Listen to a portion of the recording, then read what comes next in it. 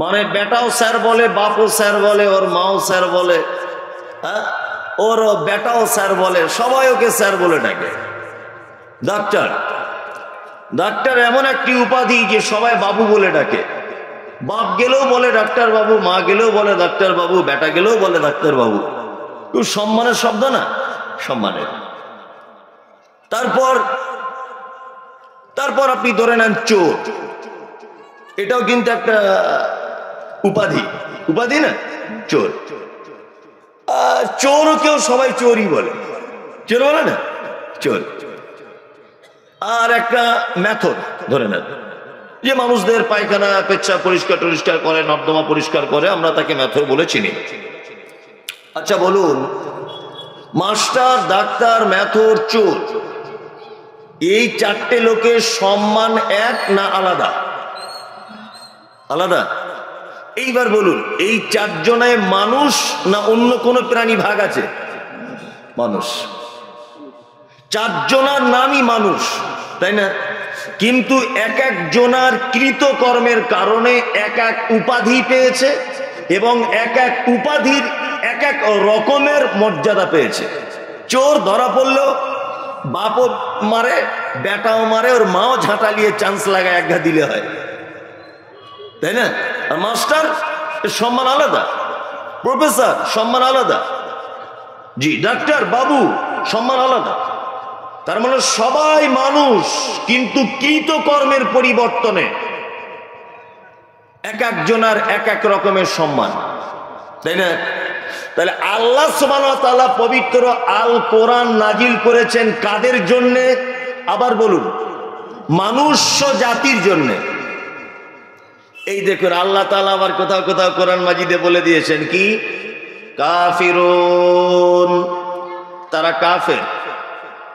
মুশরিকুন, তারা মুশরিক। ফাসিকুন, তারা ফাসিক। মুত্তাকিন, তারা মুত্তাকি। মুমিনুন, তারা মুমিন। সালেহিন, সত্যবাদী। আল্লাহ সুবহানাহু ওয়া তাআলা এই সমস্ত শব্দ কোরআন মাজিদে ব্যবহার করেছেন। যারা কোরআন মাজিদ পড়তে জানেন, এই শব্দগুলো আছে? আছে।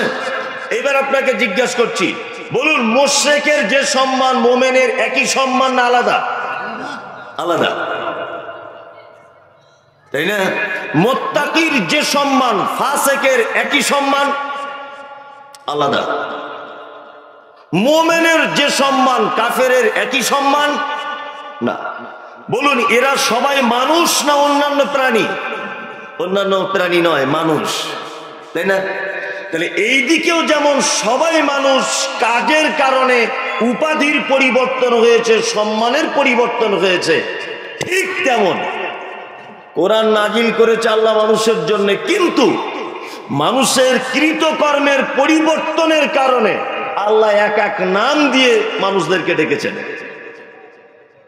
চোর যেমন ধরা পড়লে সবার কাছে লাথি খায়, ঠিক তেমন এর ভিতরে মুশরিক আল্লাহর জাহান্নাম তৈরি করা, সেখানে যাবে।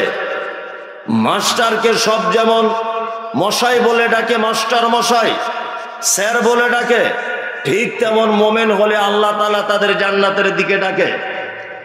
এই দিকে যেমন মেতর হলে মানুষ তাকে খারাপ চোখে দেখে, ঠিক তেমন অস্বীকারীকে আল্লাহ সুবহানাহু ওয়া তাআলা খারাপ চোখে দেখে। মানে ডিফারেন্স এতটুকুই, শুধু কোরআনের ভাষাটা আলাদা, আর চোর, মাস্টার, প্রফেসর, ইঞ্জিনিয়ার এই ভাষাটা আলাদা। আমি আপনাদের কয়েকটা লোকের পরিচয় করিয়ে দেব। পরিচয়: মুত্তাকি, মুশরিক, মুমিন, মুনাফিক, সালেহিন, সবার মর্যাদা তো এক নয়, এক না, আলাদা আলাদা। আমি দুই চারটে লোকের মর্যাদা একটু আপনাদেরকে দেখাবো যে এরা কেমন, আল্লাহ এদের ব্যাপারে কি বলেছেন। মানে যদি খারাপ লোকের কথা বলি আর আমরা যদি ওই খারাপের ভিতরে থাকি, ইনশাল্লাহ আজকে তওবা করে ফেরত আসবে, ইনশাল্লাহ, ইনশাল্লাহ, ইনশাল্লাহ। আর মুমিনের ব্যাপারে যখন বলবো, মুত্তাকির ব্যাপারে যখন বলবো, তখন আমরা তাদের দলে ভিড়ে যাব, ইনশাআল্লাহ। তাহলে এবার আপনারা দেখুন, একটা একটা করে বলি।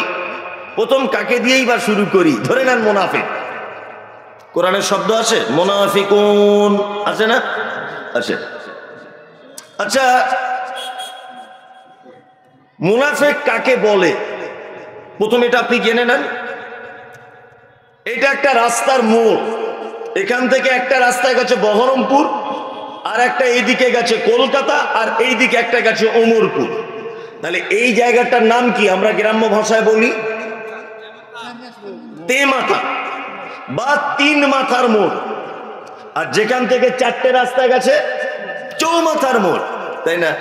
আরবিতে এই চৌমাথা, তিন রাস্তা, পঞ্চম মাথা, দুই মাথা, এই মোড়টাকে বলা হয় নিফাক।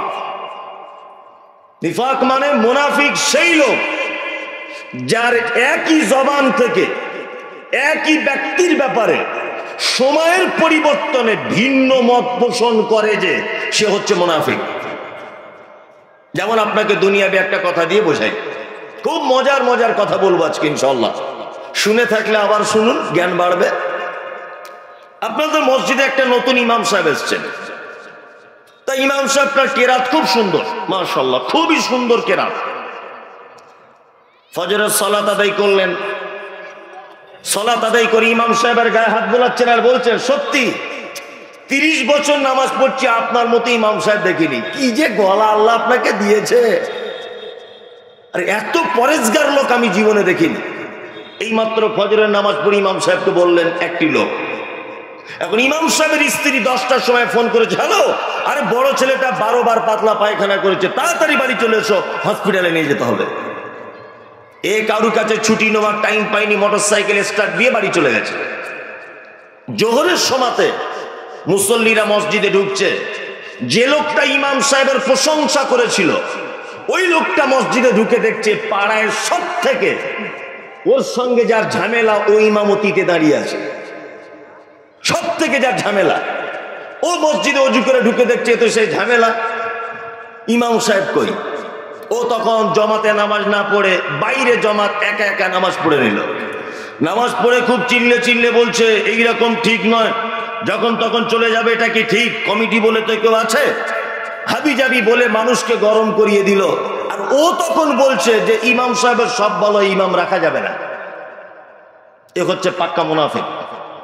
একে মুনাফিক, এ হচ্ছে সেই লোক সকালবেলা প্রশংসা করে, বিকেলবেলা দুর্নাম করে, ফজরের পরে প্রশংসা করলো, 10টার সময় বদনাম করলো।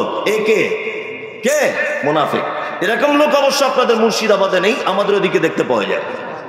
আপনাদের দিকে আছে? ওটা আমি বলবো না, বললে অসুবিধা আছে, তা আপনার কাছ থেকে শুনতে চাইছি। আছে? জি। সামনে আসসালামু আলাইকুম, পিছনে বাঁশলি দাঁড়িয়ে আছে। একে মুনাফিক। মুনাফিক ওই লোক যার মুখের ভাষা খুব মিষ্টি, কিন্তু অন্তরে তার বিষ। মুখের ভাষা মিষ্টি, অন্তরে বিষ। এখন এদেরকে চিনবেন কি করে যে এই লোকটা মুনাফিক? চেনা কি যাবে? যাবে না? যাবে। মুহাম্মদ সাল্লাল্লাহু আলাইহি ওয়াসাল্লাম বাহ্যিক দৃষ্টিতে আল্লাহ নবী সাল্লাল্লাহু আলাইহি ওয়াসাল্লাম বলেছেন, আয়াতুল মুনাফিকে সালাসা। একটা মুনাফিককে যদি কেউ চিহ্নিত করতে চায় তাহলে উপরের থেকে তার 3টে জিনিস বোঝা যাবে। আরেকটা রাওয়ায়াতে একটি শব্দ বাড়তি করে বলা আছে, 4টি জিনিস দেখে একটা মানুষকে বোঝা যেতে পারে এই লোকটা মুনাফিক। কে? ইজা হাদ্দাসা কাযাবা। মুনাফিকের প্রথম চিহ্ন যখন সে কথা বলে, মিথ্যা কথা বলে।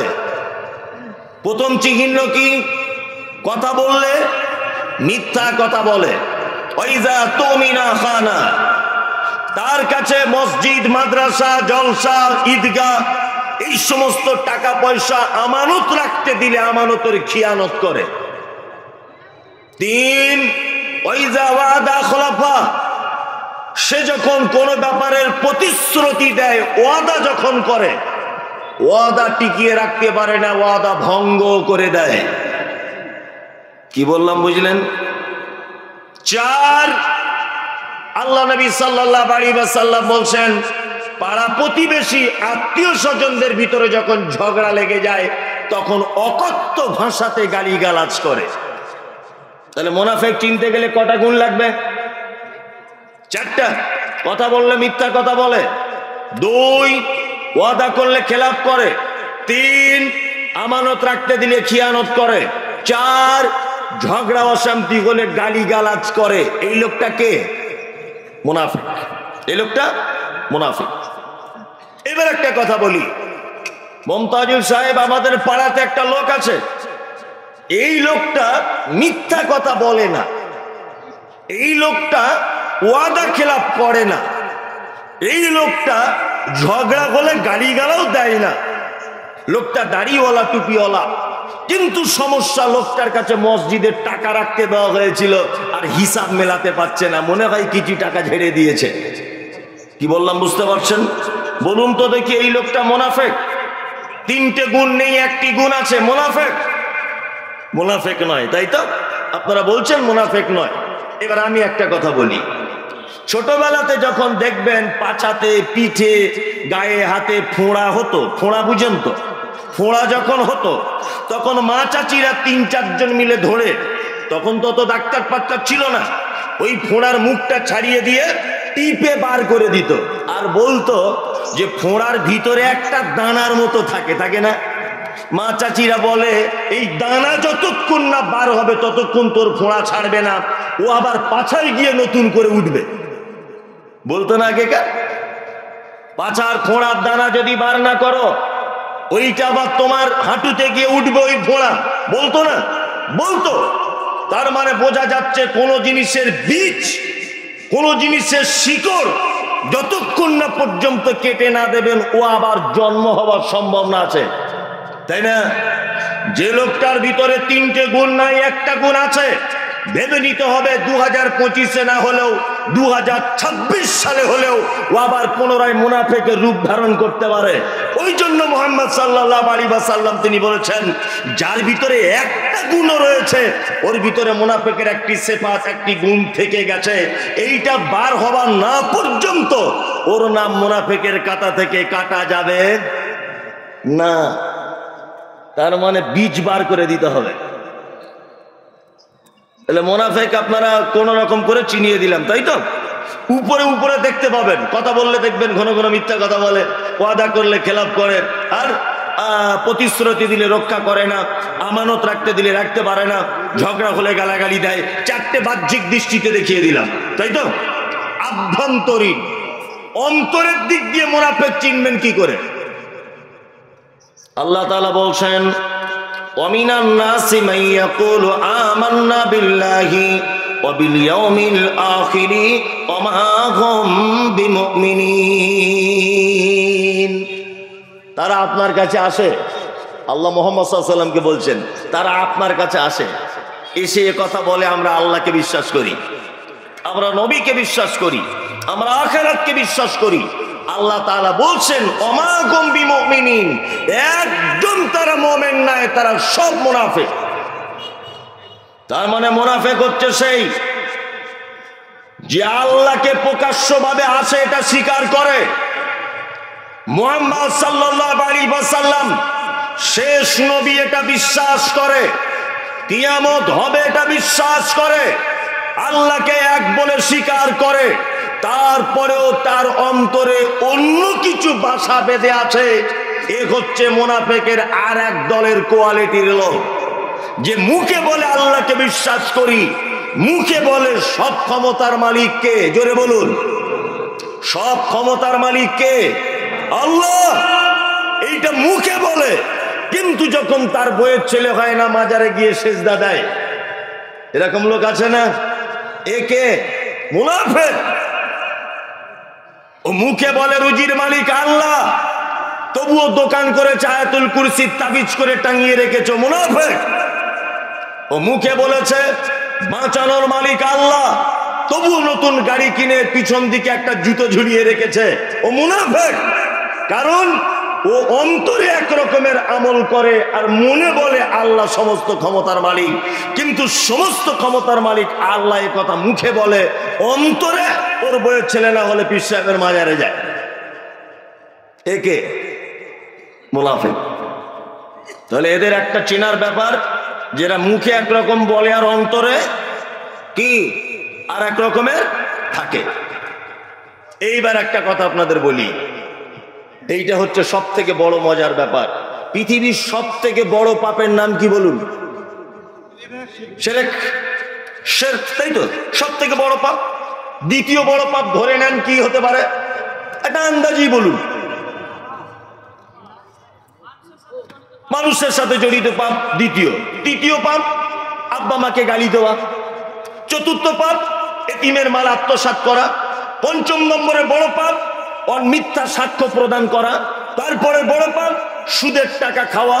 তারপরে বড় পাপ কোন মানুষকে অন্যায়ভাবে হত্যা করা। তারপরে বড় পাপ ব্যভিচারে লিপ্ত হওয়া। তার উপরে বড় পাপ ধরে নেন মদ পান করা। তাহলে পাপের জগতের সব থেকে বড় পাপ কাবিরা পাপ 70টি। কটি? 70টি বড় পাপ, কাবিরা পাপ। যে পাপের ব্যাপারে আল্লাহ সুবহানাহু ওয়া তাআলা সাজা ঘোষণা করেছেন, না হলে যে পাপের জরিমানা করেছেন, না হলে যে পাপ বড় বলে আল্লাহ সুবহানাহু ওয়া তাআলা বা মুহাম্মদ সাল্লাল্লাহু আলাইহি ওয়াসাল্লাম আখ্যায়িত করেছেন, পৃথিবীতে 70টি সিরিয়ালের দিক দিয়ে কাবিরা পাপ, বড় পাপ পাওয়া যায়। এবার আপনার কাছে আমার বলার উদ্দেশ্য সেটা হচ্ছে এই, পৃথিবীতে একটি পাপীকে আপনি দেখাতে পারবেন না যে পাপীকে আল্লাহ তাআলা বলছেন যে জাহান্নামের একেবারে নিম্ন স্তরে থাকবে, এ কথা আল্লাহ তাআলা বলছেন না, আল্লাহর নবীও বলছেন না। একটা মানুষ শিরিক করতে পারে, কবরে সেজদা দিতে পারে, মাজারে সেজদা দিতে পারে, বাবার পা ধরে চুম্বন করতে পারে, লোকটা পাপ করেছে, বিনিময়ে জাহান্নাম যেতে পারে। তবে জাহান্নামের কোন জায়গায় থাকবে কথা আল্লাহর নবী কিছু বলছেন না। একটা ছেলে সুদের টাকা খেলো, সে বিনিময়ে জাহান্নাম যেতে পারে, জাহান্নামের কোন জায়গায় থাকবে আল্লাহ বা আল্লাহর নবী বলছেন না। একটা মানুষ সুদের টাকা খাওয়ার পরেও জাহান্নাম যেতে পারে, তবে জাহান্নামের কোন জায়গায় তার স্থান হবে এ কথা আল্লাহ বা তার নবী বলছেন না। পৃথিবীর তৃতীয় মহাপাপ অন্যায়ভাবে কাউকে হত্যা করা। কাউকে যদি কেউ হত্যা করেই যদি দেয় তাহলে জাহান্নাম যেতে পারে, কোন জায়গায় থাকবে কথা আল্লাহ বা তার নবী বলছেন না। কিন্তু আল্লাহ নবী সাল্লাল্লাহু আলাইহি ওয়াসাল্লাম নয়, আল্লাহ নিজে বলছেন ইন্নাল মুনাফিকিনা ফিদ দারকিল আসফালি মিনান নার। নিশ্চয় পৃথিবীতে মুনাফিকরা এত নিকৃষ্ট পাপী যে মুনাফিকদেরকে জাহান্নামের নিম্ন স্তরে রাখা হবে। তাহলে সব থেকে অপমানজনক সাজা কোন পাপীর জন্য? মুনাফিকের জন্য। কারণ সারা পৃথিবীতে যত বদমাইশি আছে, সব থেকে বড় বদমাইশি হচ্ছে মুনাফিকি। কি বলছে বুঝতে পারছেন? যত বদমাইশি সারা পৃথিবীতে হয়েছে, কিসের জন্য হয়েছে? মুনাফিকির কারণে হয়েছে। তার একটা জ্বলন্ত প্রমাণ আপনাদেরকে আমি দিই। এইটা তো সেই মুর্শিদাবাদ পার্শ্ববর্তী জেলা, তার নাম হচ্ছে নদিয়া। নদিয়ার পলাশী রামবাগানে নবাব সিরাজউদ্দৌলার সঙ্গে ব্রিটিশদের একটি লড়াই হয়েছিল। ইতিহাস মনে আছে? মনে আছে? নবাব সিরাজ জিততে পেরেছিলেন? পারেননি। কারণ কি ছিল? কারণ ছিল এই, নবাব সিরাজের বাড়িতে থেকেছে, তার গাড়িতে চেপেছে, তার বাড়িতে খেয়েছে, তার সুখ স্বাচ্ছন্দ্যে ভাগ বসিয়েছে। তার নাম মীর জাফর আলী। জানেন, নবাব সিরাজ ব্রিটিশদের উৎখাত করার জন্যে পলাশী রামবাগানে ব্রিটিশদের যে কৌশলে তিনি মারবেন বলে পদক্ষেপ নিয়েছিলেন, সমস্ত রণকৌশল এবং সমস্ত আভ্যন্তরীণ কথাগুলি এই নবাব সিরাজউদ্দৌলার সমস্ত কথাবার্তারা মীর জাফর আলী ব্রিটিশদের কাছে প্রকাশ করে দিয়েছিলেন আগে থেকে। ওই জন্যই তো বলা হয় মীর জাফর, তাই না?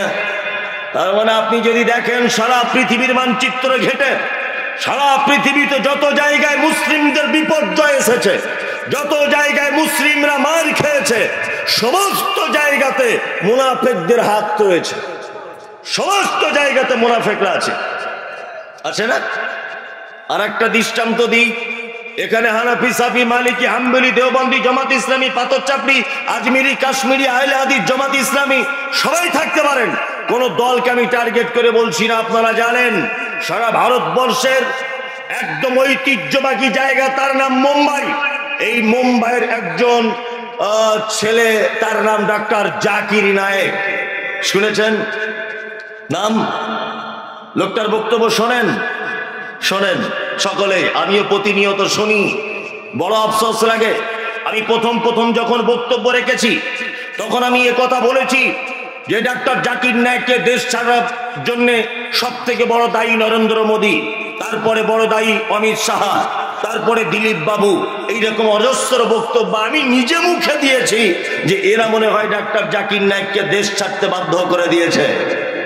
তারপরে তদন্ত করে দেখতে পেয়েছি, সোশ্যাল মিডিয়াতে খোঁজ নিয়ে পেয়েছি, ওনার পিস টিভিতে আলোচকদের সঙ্গে আলোচনায় বসে দেখেছি, তাতে আমি যা এক্সপিরিয়েন্স অভিজ্ঞতা যা পেয়েছি তাতে করে এই যে ওনাকে দেশ ছাড়ার পিছনে নরেন্দ্র মোদীর যত না হাত আছে, অমিত শাহ যত না হাত আছে, তার থেকে বেশি সর্বনাশ করেছে ওনাকে ওই লোকেরা যারা বড় পাঞ্জাবি, 22 হাত টুপি, পীর ফকির মাজার, এরা সব থেকে বেশি সর্বনাশ করেছে। ওই লোকটা সব থেকে বেশি সর্বনাশ করেছে। তসলিমা নাসরিনের নাম শুনেছেন আপনারা? ভারতবর্ষে আসতে পারেননি, এসেছেন, অজস্রবার এসেছেন, কোনো সমস্যা নেই। বাংলাদেশের প্রখ্যাত আলেম আব্দুর রাজ্জাক বিন ইউসুফের নাম শুনেছেন? নাম জানেন? লোকটা ইন্ডিয়াতে আসতে পারছে কেন? ইন্ডিয়া এসে কারুর বইয়ের হাত ধরে টেনেছে? কারুর মেয়ের অন্য ধরে টেনেছে? ওই লোকটা কেন আসতে পারছে না ভারতবর্ষে? এই যে এক শ্রেণীর দাড়ি টুপিওয়ালা মুনাফেকরা এর বিরুদ্ধে মামলা করে দিয়েছে, সমস্ত জায়গাতে এর বিরুদ্ধে লিখিত অভিযোগ করে দিয়েছে। এই লোকটা রাস্তা যাবে না। এই লোকটা এলে আমাদের মাজারে ধূপ জ্বালাবে কে? কে ধূপ জ্বালাবে? ধূপ জ্বালাবার লোক কমে যাবে। কি বলছি বুঝতে পারছেন? তার মানে মুনাফেক কিন্তু অন্য দলের ভিতরে নেই, মুনাফেক যত রয়েছে আমাদের ভিতরই আছে, না নেই? আচ্ছা, মুনাফেক কত খাতারনাক এবার একটা কথা বলি।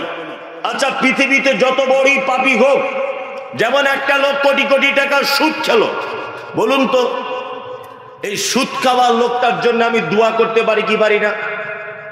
পারি, যে আল্লাহ আমার ভাই সুদ খেত, ওকে একটু ক্ষমা করে দাও, এটা বলতে পারি কি পারি না? পারি। আমার স্ত্রী পাপ কাজে লিপ্ত হয়ে মারা গেছে, আমি আমার স্ত্রীর জন্য দোয়া করতে পারি কি পারি না? আমি আমার আব্বা পাপী মানুষ, আমি আমার আব্বার জন্য দোয়া করতে পারি কি পারি না? পারি। আল্লাহ তাআলা কোরআন মাজিদ আয়াত অবতীর্ণ করলেন পৃথিবীর নিকৃষ্ট পাপীদের ব্যাপারে, ইস্তাগফির। আল্লাহ নবীকে বলছেন ইস্তাগফির, আপনি ক্ষমা প্রার্থনা করেন। আওলা তাস্তাগফির, ক্ষমা প্রার্থনা নাই বা করেন। ইন তাস্তাগফির লাকুম ৭০ মাররাতান, আপনি যদি মুনাফিকদের জন্য একদিনে ৭০ বার যদি ক্ষমা প্রার্থনা করেন, ফালাই ইয়াগফির আল্লাহু লাহুম, তারপরেও আমি আল্লাহ কখনো মুনাফিকদের ক্ষমা করব না। এখানে একটা মজার ব্যাপার, আমি মুমতাজুল ইসলাম, আমি তো পাপী লোক, আমি এই লোকটার জন্য দোয়া করছি, এই দোয়া কবুল হতে পারে, নাও পারে, তাই না? পারে কি? হতে পারে, নাও পারে। আল্লাহ নবীকে বলছেন কি ইস্তাগফির, আপনি ক্ষমা প্রার্থনা করেন। আওলা তাস্তাগফির, ক্ষমা প্রার্থনা নাই বা করেন। ইন তাস্তাগফির লাহুম ৭০ মাররাতান, আপনি যদি একদিনে মুনাফিকদের জন্য ৭০ বার যদি আপনি ক্ষমা প্রার্থনা করেন, ফালাই ইয়াগফির আল্লাহু লাহুম, তারপরেও আমি আল্লাহ মুনাফিকদের ক্ষমা করব না। তার মানে বুঝতে পারা যাচ্ছে পৃথিবীর জঘন্যতম পাপীর নাম মুনাফিক। আর একটা আশ্চর্য কথা বলি আপনাদের, আচ্ছা বলুন তো পৃথিবীতে যত পাপী আছে, কোন পাপীর ব্যাপারে ডাইরেক্ট বলা আছে কোরআনে বা হাদিসে যে ওর জানাজা পড়া যাবে না? আছে? বেনামাজির জানাজা পড়া ডাইরেক্ট কোথাও লেখা নেই যে ওর জানাজা পড়া যাবে না। ওলামারা ইস্তিহাদ করে হয়তো কেউ কেউ বলেছেন যে না, ওর জানাজা পড়া ঠিক নয়। কি বললাম বুঝলেন? এই কথা বলেছেন, ডাইরেক্ট তার জানাজা পড়া যাবে না। একটা লোক, আল্লাহ রসুল কোন জানাজায় ছিলেন, জিজ্ঞাসা করছেন লোকটার ঋণ আছে, ঋণ দেনা পাওনা কিছু আছে? একজন বলছেন আল্লাহ রসুল ঋণ আছে। আল্লাহ রসুল তখন চলে গেলেন, গিয়ে বললেন তোমরা জানাজা পড়ো, আমি পড়ছি না। তোমরা পড়ো, আমি পড়ছি না। ঋণগ্রস্ত ব্যক্তির জানাজা আল্লাহর নবী সাল্লাল্লাহু আলাইহি ওয়াসাল্লাম পড়েননি, ভালো করে বুঝবেন। কিন্তু আল্লাহ নবী সাল্লাল্লাহু আলাইহি ওয়াসাল্লাম মানা করেননি যে তোমরা কেউ পড়ো না, মানা করেননি। তিনি পছন্দ করেননি ঋণগ্রস্ত মানুষের জানাজা পড়তে, কিন্তু ডাইরেক্ট তিনি বলেননি ওদের জানাজা পড়া যাবে না। এইবার একটা মজার কথা বলি, তখনকার দিনের সব থেকে বড় মুনাফিকের নাম কি? আব্দুল্লাহ ইবনে উবাই ইবনে সুলুল, তাই না? আব্দুল্লাহ ইবনে উবাই মারা গেলেন, মনোযোগ দিয়ে শুনবেন এটা। আব্দুল্লাহ ইবনে উবাই মারা গেলেন বলা যাবে না, মারা গেল। ওর জন্য আর আপনি বলে লাভ নেই, মারা গেল। এইদিকে ওকে কি দেখছেন? আমাদেরকে ফিরুন। আব্দুল্লাহ ইবনে উবাই মুনাফিকদের সর্দার মারা গেল, তার বেটার নাম কি? আব্দুল্লাহ। ঠিক, আব্দুল্লাহ, আব্দুল্লাহ তার বেটা। যখন আব্দুল্লাহ ইবনে উবাই মারা গেল, তখন আব্দুল্লাহ আস্তে আস্তে করে আল্লাহর নবীকে এসে বলছেন, আল্লাহর নবী, আমি চাইছি যে আমার আপনার পরনের কাপড়টা আমার আব্বার কাফন হোক, এটা আমি চাইছি। তা আল্লাহ নবী সাল্লাল্লাহু আলাইহি ওয়াসাল্লাম কাপড়টা দিয়ে দিলেন, যাও তোমার আব্বার কাপড় হবে, কাফন হবে, নিয়ে যাও। হযরত ওমর তো রাগী মানুষ ছিলেন, রাগী মানুষ ছিলেন না? হযরত ওমর তো রেগে বম হয়ে যাচ্ছে যে মুনাফিকদের সর্দার, তার কাফনের কাপড় আল্লাহর নবী নিজের জামা খুলে দিচ্ছেন, আশ্চর্য ব্যাপার। কিন্তু হযরত ওমর কিছু বলতে পারছেন না। আব্দুল্লাহ আরেকটু এগিয়ে গিয়ে আবার ফেরত এসে আল্লাহর নবীকে বলছেন, আল্লাহর নবী, আমি চাই আমার আব্বার জানাজাটা আপনি পড়ান। এবার আল্লাহ রাসূল উঠছেন, জানাজা পড়াবেন, উঠছেন, জানাজা পড়তে যাবেন, কে উঠছেন? আল্লাহ রাসূল। যখন আল্লাহ রাসূল উঠছেন, হযরত ওমর জামাটা এইভাবে ধরলেন আল্লাহ রাসূলের। আল্লাহর নবী, আপনি কার জানাজা পড়তে যাচ্ছেন? ও তো মুনাফিকদের সর্দার। আল্লাহ নবী তখন বলছেন, ওমর, আমাকে যে এখনো কিছু বলা হয়নি, আমাকে যে এখন এই ব্যাপারে কিছু বলা হয়নি, ভালো করে বুঝবেন। হযরত ওমর এই কথা শুনে নিজেকে লজ্জিত মনে করলেন যে আল্লাহ নবীকে মানা করছে না, অথচ আমি একজন সাধারণ সাহাবী হয়ে আল্লাহ নবীকে মানা করে দিলাম। কি অন্যায় করলাম, কি ভুল করলাম, মনে করে এই ভুল আর জীবনে কোনোদিন ক্ষমা হবে না। আল্লাহ নবী সাল্লাল্লাহু আলাইহি ওয়াসাল্লাম জানাজার সালাতের ইমামতি করলেন, ভালো করে বুঝবেন। আচ্ছা বলুন তো, নবীজির পরে যদি কেউ নবী হতো, হতো কে? ওমর। কেন ওমর হতেন? সাহাবীদের ভিতরে সব থেকে বিচক্ষণ সাহাবী, তার নাম ওমর। দুই, হযরত ওমরের রায়ের ব্যাপারে কোরআন মাজিদের আয়াত পর্যন্ত অবতীর্ণ হয়েছে। জানাজার নামাজ শেষ, হযরত ওমরের মন খারাপ যে আমি আল্লাহর নবীকে জানাজা পড়তে মানা করলাম, অথচ নবীজি জানাজা পড়লেন আর আমি মানা করে দিলাম। সঙ্গে সঙ্গে কোরআনের আয়াত অবতীর্ণ হলো, ওয়ালা তুসাল্লি আলা আহাদিন মিনহুম মাতা আবাদা ওয়ালা তাকুম আলা কবরিহি ইন্নাহুম কাফারু বিল্লাহি ওয়া রাসূলি ওয়া মাতুহুম ফাসিকুন। আল্লাহ নবীকে জানাজার মাটি জানিয়ে দিচ্ছেন, মুহাম্মদ, ওয়ালা তুসাল্লি আলা আহাদিন মিনহুম মাতা আবাদা, মুনাফিকদের কেউ মারা গেলে পশ্চিম কালেও আপনি তাদের জন্য সালাত আদায় করবেন না। ওয়ালা তাকুম আলা কবরিহি, জানাজা তো দূরের কথা, তাদের কবরের সাইডে পর্যন্ত আপনি দাঁড়াবেন না। তাহলে রায়টা আল্লাহ দিলেন কার পক্ষে? হযরত ওমরের পক্ষে নয়? হ্যাঁ, হযরত ওমর তো এই রায় দিয়েছিলেন, হযরত ওমরের পক্ষে এই রায় হয়ে গেল। আল্লাহু আকবার। কারণ আল্লাহ তাআলা বলছেন, ইন্নাহুম কাফারু বিল্লাহি, নিশ্চয়ই তারা অস্বীকার করেছে আল্লাহকে এবং তার রাসূলকে, এবং তারা মৃত্যুবরণ করেছে ফাসিক অবস্থায়। তার মানে একটা স্পষ্ট দলিল পবিত্র আল কোরআন থেকে এটা পাওয়া যায় যে মুনাফিকদের কেউ মারা গেলে আল্লাহ তাআলা বলেছেন, ওয়ালা তুসাল্লি আলা আহাদিন মিনহুম মাতা আবাদা ওয়ালা তাকুম আলা কবরিহি। মুহাম্মদ সাল্লাল্লাহু আলাইহি ওয়াসাল্লাম মুনাফিকদের ভিতরে কেউ মারা গেলে তার জানাজার সালাত আদায় করবেন না এবং তাদের কবরের পাশে দাঁড়াবেন না। তার মানে বুঝতে পারছেন তো মুনাফিক কত ডেঞ্জারাস পাপী। আঁচ করতে পারছেন? আল্লাহু আকবার।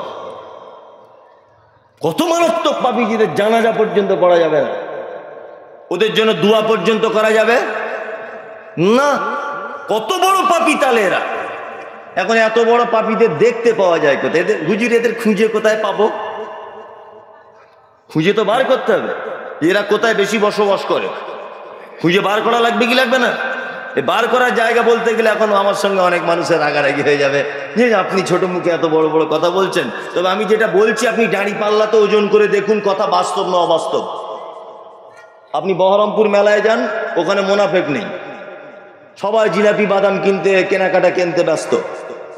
আপনি সিনেমা হলে যান, মোনাফেক দেখতে পাবেন না, সবাই দেখছেন হা করে বসে আছে সিনেমা দেখার জন্য। আপনি বাজারে যান, আলু কত, পেঁয়াজ কত, পটল কত, ঝিঙে কত, লাউ কত, কদু কত, এইসব করছে। গরুর হাটে যান, আপনি ওই যে ভাই এটা কত নিবে, এটার দাম কত, একটু কমাও একটু বাড়াও, এইসব চলছে না? তাহলে মোনাফেক এখন আশ্রয় নিয়েছে কোথায়? আমি আশ্চর্য হয়ে যাই। বলুন, ফরজ সালাত মসজিদে পড়া উত্তম না বাড়িতে? মসজিদেই যে ফরজ সালাত পড়তে হবে তার একটা দলিল হচ্ছে এই, আল্লাহ তাআলা বলছেন রুকুকারীদের সাথে তোমরা রুকু করো। তার মানে জমাতবদ্ধতার সাথে। জমাত সাধারণত মসজিদে হয়, তাই তো?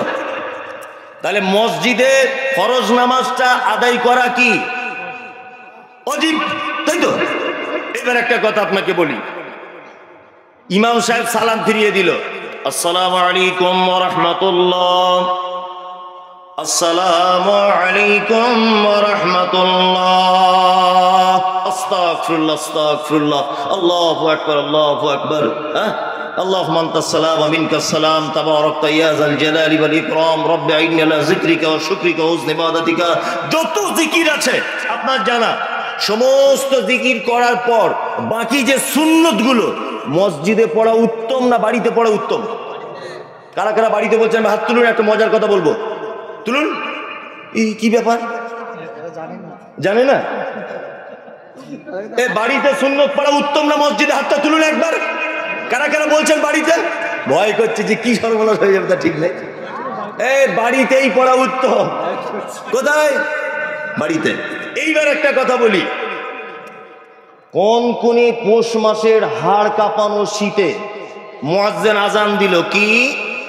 আসসালাতু খায়রুম মিনান নাওম। আজান হলো, ঘুমের থেকে সালাত উত্তম। তার আগের শব্দগুলো কি? হাইয়া আলাস সালাম, নামাজের দিকে চলে এসো। দয়ারা নবী বলছেন, মুয়াজ্জিন রে, তাদেরকে যদি শুধু নামাজের কথা বলো তাহলে তারা নাও আসতে পারে। মুয়াজ্জিন তুমি তারপরে আবার বলো হাইয়া আলাল ফালাহ, তোমরা নামাজ পড়তে আসবে, শুধু তাই নয় তোমরা নিজেদের কল্যাণের জন্য মসজিদে এসো। বলে না? বলে। তাহলে হাড় কাঁপানো শীতে, হাড় কাঁপানো ঠক ঠক করতে করতে মসজিদে গেলাম,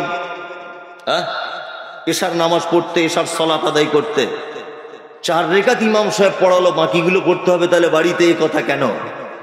মসজিদ এত উন্নত জায়গা, ওই জায়গাটা আল্লাহ নবী পড়তে বলতেন। তার মানে আল্লাহ নবী সাল্লাল্লাহু আলাইহি ওয়াসাল্লাম ছিলেন জ্ঞানীদের জ্ঞানী। কি বলছে বুঝতে পারছেন? জ্ঞানীদের জ্ঞানী, মহাপণ্ডিত। ইন্নামা বুইসতু মুআল্লিমান, তিনি শিক্ষক হিসেবে এসেছিলেন সারা পৃথিবীতে। কি বললাম বুঝলেন?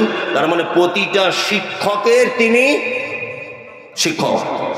তিনি বলেছেন তোমার ফরজ সালাত আদায় হয়ে গেছে, তাসবিহ করো, চট জলদি বাড়ি চলে যাও। তুমি তোমার বাড়িগুলোকে কবরস্থানে পরিণত করো না, কোরআন তেলাওয়াত করো, বাকি সুন্নতগুলো বাড়িতে গিয়ে পড়ো। কারণ কি এ কথা বললেন? আল্লাহর নবী তিনিও জানতে পারতেন যে এদেরকে যদি মসজিদে বসে সুন্নত পড়ার সুযোগ দেওয়া হয়, পা লম্বা করে পাকা চালিয়ে শুধু এই গল্প, তোর বউ কি করে, তোর বউ কি করে, ও 2 তলা বাড়ি করলো, কি ব্যাপার? আর একজনে তখন বলছে, শুনিস নি তুই? বলছে না শুনিনি তো। বলছে লটারিতে 4 কোটি টাকা পড়েছে। ওর টাকা পড়েছে তোমার বাপ দেখতে গিয়েছিল? হ্যাঁ, একটা কালো মেয়ের পরিষ্কার বর হয়েছে, কালো মেয়ের পরিষ্কার বর হয়েছে। তা মসজিদে আরেকজন বলছে, দেখ না আশরাফুলের জামাইটা কি চমৎকার। আর একটা বুড়ো তখন বলছে, আমাদের ফতেমার মা বলছিল ব্যাপার আলাদা। বলছে কি? বলছে যেদিন দেখতে আসে না ওর বেটিকে, মিষ্টির ভিতরে তাবিজ করে দিয়েছিল। শালা তাছাড়া অত সুন্দর ছেলে কালো মেয়েকে বিয়ে করে? ওর মা তাবিজ করেছিল, তুমি দেখতে গিয়েছিলে? মসজিদে বসে তুমি এ কথা বলছো, বদমায়েশ কথা করে। এখন আলোচনা সভা, মুনাফিকি কথাবার্তা, বদনাম, চুগলখড়ি, গীবত সব আড্ডাখানা করেছে মসজিদ।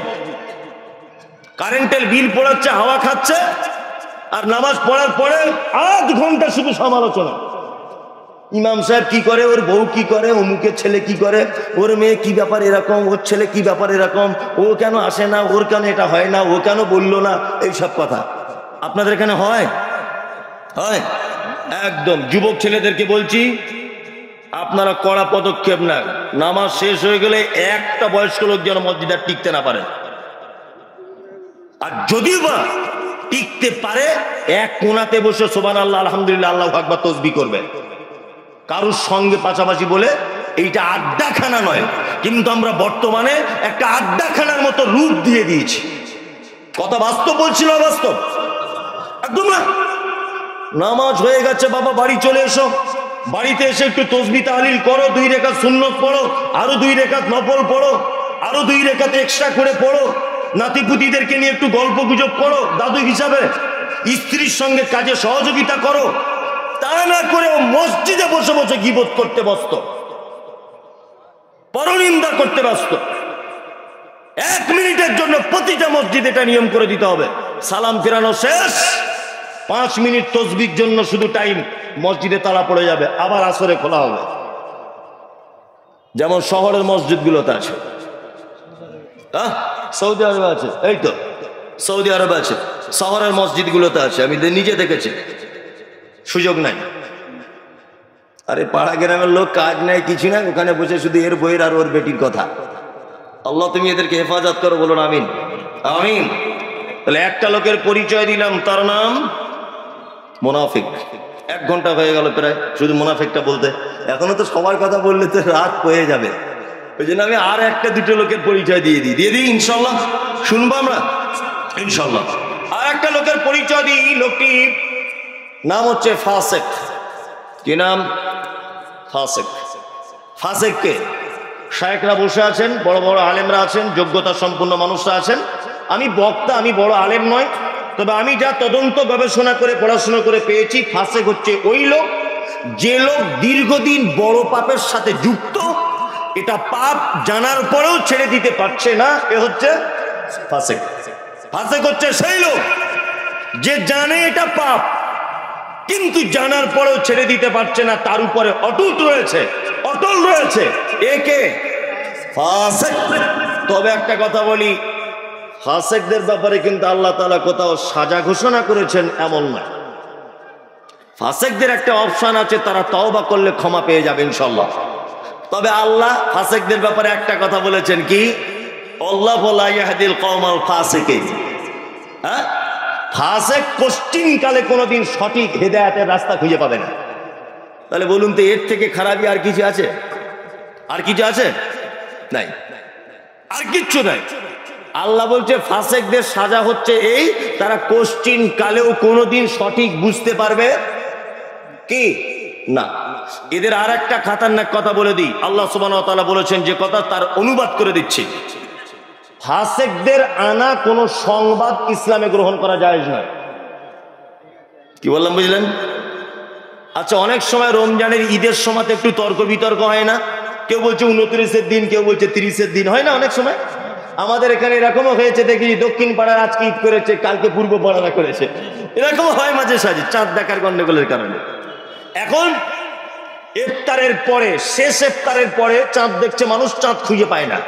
একটা লোক হঠাৎ করে মোটরসাইকেলে এলো আপনাদের মসজিদের সামনে, এসে বলছে, ভাই আল্লাহর কসম দিয়ে বলছি, আমি পলাশিতে ছিলাম, চাঁদ দেখে এসেছি। লোকটার দাড়ি নাই। রাগ করবেন না কেউ, যাদের দাড়ি নাই রাগ করবেন না।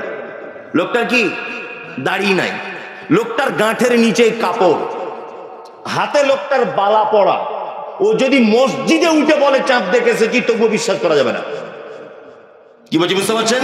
ও যদি মসজিদে উঠে বলে যে আমি চাঁদ দেখে এসেছি, আল্লাহ তাআলা তবুও বলছেন ইমামদারদের ব্যাপারে, এই তোমরা যারা ঈমান নিয়ে এসেছো, ফাসেকের কথাতে তোমরা বিশৃঙ্খলা করবে না, তার কথা আগে যাচাই বাছাই করো তারপর। তার মানে চাঁদ ও যে দেখেছে, যার 10 মিনিট পরে যাচাই করার অপশন আছে, ও তো ডুবে যাবে চাঁদ, নতুন চাঁদ ডুবে যায়, ডুবে যায় না? তার মানে বোঝা যাচ্ছে এই ফাসেক, কারণ দাড়ি নাই, গাঁঠের নিচে কাপড়, হাতে বালা পড়া, 5 ওয়াক্ত সালাত আদায় করে না, এ ফাসেক। এর কোনো সাক্ষী গ্রহণ করা যাবে না। চলুন ফাসেকদের অবস্থা কি বলি। ফাসেকদের অবস্থা হচ্ছে এই যে এদেরকে আপনারা যতই সঠিক রাস্তার দিকে নিয়ে যেতে চান, কষ্টিন কালেও সে রাস্তাতে হাঁটবেন। এটা ফাসেকদের একটি গরি। আমি মাঝে সাঝে অবাক হয়ে যাই। আমি বারবার বলছি এ কথা আল্লাহ নবী সাল্লাল্লাহু আলাইহি ওয়াসাল্লাম বলেছে, আর ও বারবার বলছে এ কথা আবু হানিফা বলেছে। আমি বারবার বলছি এ কথা মুহাম্মদ সাল্লাল্লাহু আলাইহি ওয়াসাল্লামের কথা, ও বলছে এটা আব্দুল কাদের জিলানীর কথা। বারবার আমি বলছি এটা মুহাম্মদ সাল্লাল্লাহু আলাইহি ওয়াসাল্লামের কথা, ও বারবার বলছে খাজা মঈনুদ্দিন চিশতির কথা। তার মানে আল্লাহর নবীর হেদায়েত প্রাপ্ত রাস্তাতেও হাঁটতে চাইছে না, ও চিশতির রাস্তাতে হাঁটবে, ও অমুক হুজুরের রাস্তাতে হাঁটবে, সঠিক মুহাম্মদ সাল্লাল্লাহু আলাইহি ওয়াসাল্লামের রাস্তাতে হাঁটতে পারবে না। আর এদেরকে সত্য আনয়ন করে দিলেও বিশ্বাস করবে না, আর এরা হেদায়েতের রাস্তা সহ্য করতে পারে না। আমি ছোট্ট করে একটা উদাহরণ পেশ করি, দেখবেন হাসিও লাগতে পারে, তবে জ্ঞান আছে। একটা লোক মেথর তো সবাই দেখলে বুঝতে পারি না, হাতে ঝাঁটা থাকে আর বালতি থাকে। লোকটা মেথর সারাদিন পায়খানা পরিষ্কার করার পরে ক্লান্ত হয়ে গেছে। তা রাস্তার ধারে একটা বট গাছের তলাতে লোকটা গিয়ে একটু ছায়াতে বিশ্রাম নিচ্ছেন। কি বললাম বুঝলেন? এখন বিশ্রাম নিচ্ছেন, আরাম করছেন। এখন আর একজন গ্রামে ফেরি করে আতর বিক্রি করে, ওই আতরওয়ালা এখন ও রোদ্দুরে ক্লান্ত হয়ে গেছে, ও গিয়ে বট গাছের তলাতে বসেছে। বসার পরই মেথরের পাশে বসেছে, ও বসার পরই এরম করছে। তা মেথরওয়ালা তখন বলছে, আরে ভাই তুই তো জানতেই পেরেছিস আমার ঝাঁটার বালতি দেখে আমি মেথর, তা তুই নাক ধরে আমাকে কেন এরকম অপমান করছিস বলতো? আতরওয়ালা তখন বলছে, ভাই তুমিও ক্লান্ত আমিও ক্লান্ত, দুজনাই পেটের দায়ে এসেছি। তুমি পায়খানা পরিষ্কার করেছো, আমি আতরওয়ালা, এক কাজ করো, পরিবেশটা একটু মানে সুন্দর করে সাজিয়ে তুলি যাতে দুজনাই আরাম করে বসতে পারি। তা ভাই তুমি যদি কিছু মনে না করো, একটু তোমার গায়ে জান্নাতুল ফেরদাউস আতর মাখিয়ে দেবো। তা মেথর তখন বলেছে, ভাই আপনার যদি সুবিধা হয় তো দেন। এখন এই আতরওয়ালা বাক্স থেকে জান্নাতুল ফেরদাউসটা বার করে ওর বগলে, পাছাতে, গায়ে সব লাগিয়ে দিয়েছে। কি বললাম বুঝলেন? এখন এই মেথর তো জীবনে আতর শুঙেনি, ও যখন বগলে দিয়েছে চিচ্চির করছে, এরকম করে শুকে দিচ্ছে। কি রে, যেই শুকেছে মেথর তর করে কাঁপতে কাঁপতে অজ্ঞান হয়ে পড়ে গেছে। আতরওয়ালা পড়েছে মহা বিপদে। ছিলাম ভালো, কেন ফালতু আতরটা লাগাতে গেলাম, কিন্তু মরে যাবে মনে হয়, কাঁপছে থরথর করে। ও তখন একটা টুকটুকি গাড়ি ডেকে বহরমপুর হসপিটাল, ডাক্তারকে জিজ্ঞাসা করে বলছে, চাচা আতরওয়ালা, চাচা এই লোকটার হয়েছে কি? তখন আতরওয়ালা বলছে, বাপ ডাক্তার এই এই এই এই এই ব্যাপার। তখন ডাক্তার তো জ্ঞানী লোক, ডাক্তার বলছে এক কাজ করুন, এর কিছুই হয়নি, একটা জিনিস করলে সেরে যাবে। তো বলছে কি বাপ? ও ভয়ে বলছে বাপ। তো বলছে হসপিটালের পিছনের বিল্ডিং এর দিকে দেখো, নতুন পায়খানা ঘর করেছে, টাটকা মাল পেলেও হবে, বাসি মাল পেলেও হবে, একটু কুঞ্চিত করে তুলে এনে ওর নাকে হালকা করে লাগানোর ব্যবস্থা করে দেয়। ও একদম বাসি মাল এনে কুঞ্চিত করে নাকে লাগিয়ে দিয়েছে। নাকে যেই লাগিয়েছে মেথর তখন চাক করে উঠে পড়েছে। তখন আতরওয়ালা বলছে, শালা ডাক্তার তো ডাক্তার নয়, জাদুকর। হ্যাঁ বাপ, তুমি কি আগে জাদু খেলা দেখাতে? যে না আমি জাদু খেলা নয়, আমি তো পড়াশোনা করি, ব্যাপারটা বুঝি, কোন রুগীর কোন ঔষধ। আসলে চাচা আপনার খুব অন্যায় হয়েছে। বলছে কেন বাপ, কি অন্যায়? বলছে যে লোকটা মায়ের পেট থেকে পায়খানার গন্ধ সঙ্গে সঙ্গে এসেছে, ওই লোকটাকে হঠাৎ করে জান্নাতুল ফেরদাউস দিলে টানতে পারে? তোমারও বুদ্ধি নাই। কি বললাম বুঝলেন না? ফাসেকদের অবস্থা ঠিক এরকম, সারা জীবন বেদাত করে করে, হারাম করে করে, জাল জয়ী হাদিস মেনে মেনে, হাদিস কোরআন অমান্য করে করে করে করে করে করে এমন অবস্থা, তাদেরকে সহিহ হাদিসের কথা বললে, কোরআনের সঠিক রাস্তা দেখালে, মুহাম্মদ সাল্লাল্লাহু আলাইহি ওয়াসাল্লামের দেখানো রাস্তা দেখালে, ওরা যেন অজ্ঞান হয়ে পড়ে। আর একটা কথা বলে, মুমতাজুল ইসলাম ইহুদিদের কাছ থেকে টাকা খায়। রাজ্জাক বিন ইউসুফ ইহুদিদের দালাল, আব্দুল্লাহ সালাফি ইহুদিদের দালাল, আনোয়ারুল হক ফাইজি আমেরিকার টাকা পায়। কি বলছি বুঝতে পারছেন না? তার মানে কি, আমি বুঝতে পেরে গেছি সংক্ষিপ্ত জ্ঞানে যে আল্লাহ ওকে ফাসেকের খাতায় নাম লিখে দিয়েছে। আল্লাহু লা ইয়াহদিল কওমাল ফাসিকিন, কোশ্চিনকালে কোনদিন ওকে কেউ হেদায়েতের রাস্তাতে আনতে পারবে না, আল্লাহ রাস্তা কেটে দিয়েছে। কি বলছি বুঝতে পারছেন? ওই জন্য দেখবেন যারা দীর্ঘদিন বড় পাপের সঙ্গে যুক্ত আছে, বড় বড় পাপের সাথে, এদের নাম কি? ফাসেক। এদের নাম ফাসেক। আর একটা লোকের আমি পরিচয় শুধু দিয়ে দেবো, দিয়ে আমি আবার দু তিনটে ভালো লোকের পরিচয় দেবো। মুনাফিক আর ফাসেক দুটি খারাপ হয়ে গেল না? হুজুর এবার একটু মোমেন বলুন, মোত্তাকি বলুন। আরে ওগুলো তো বলবো গোলাম হোসেন, একটু দেরি হবে।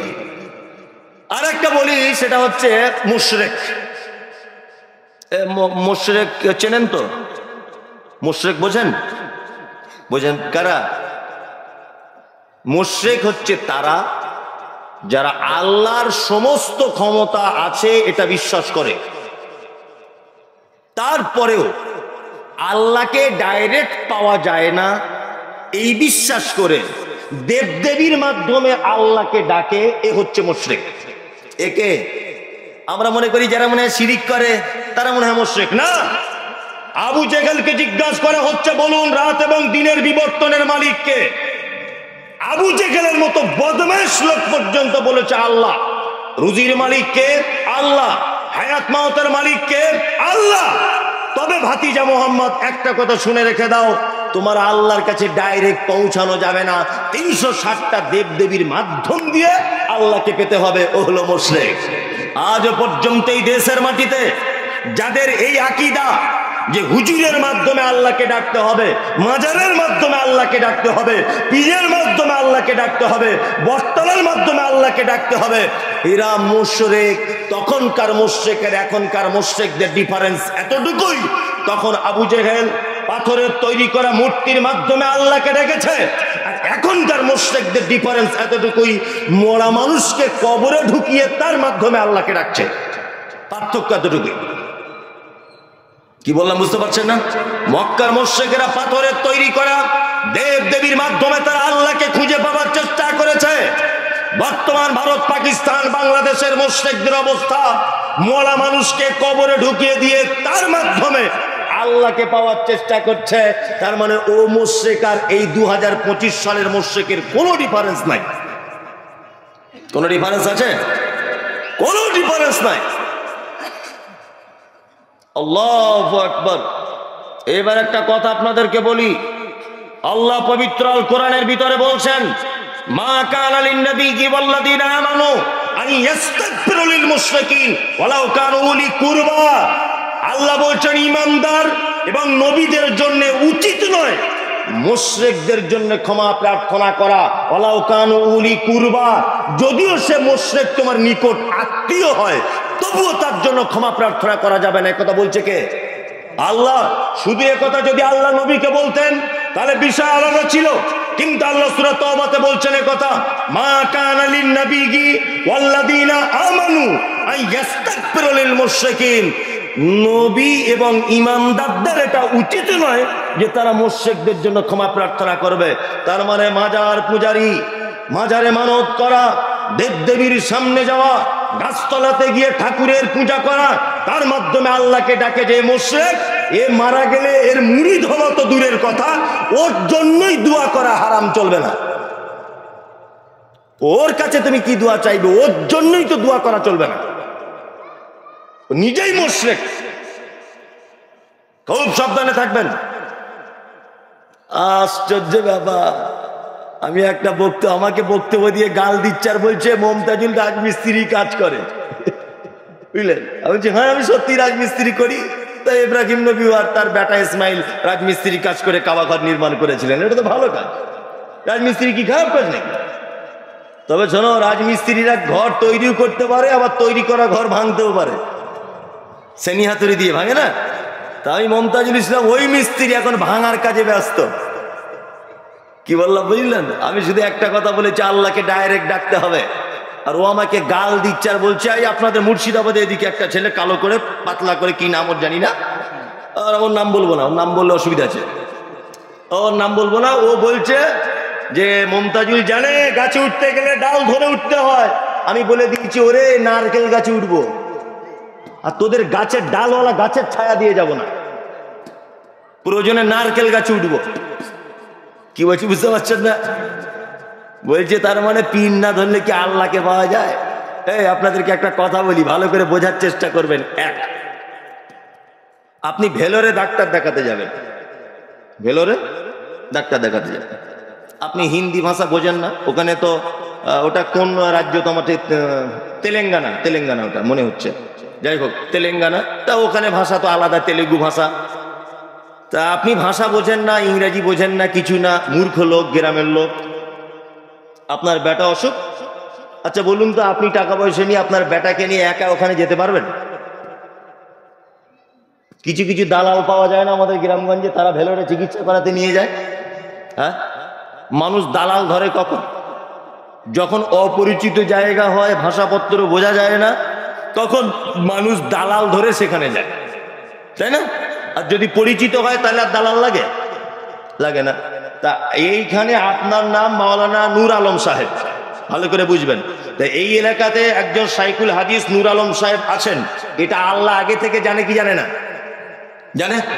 আর নূর আলম সাহেবও তিনি জানেন যে আমার একজন স্রষ্টা আছেন সপ্তম আকাশের উপরে, উনিও জানেন। তাহলে উনিও জানেন আমার রব আছে, রবও জানে আমার একটা নূর আলম বলে বান্দা আছে। দুজনের পরিচয় আছে না নেই?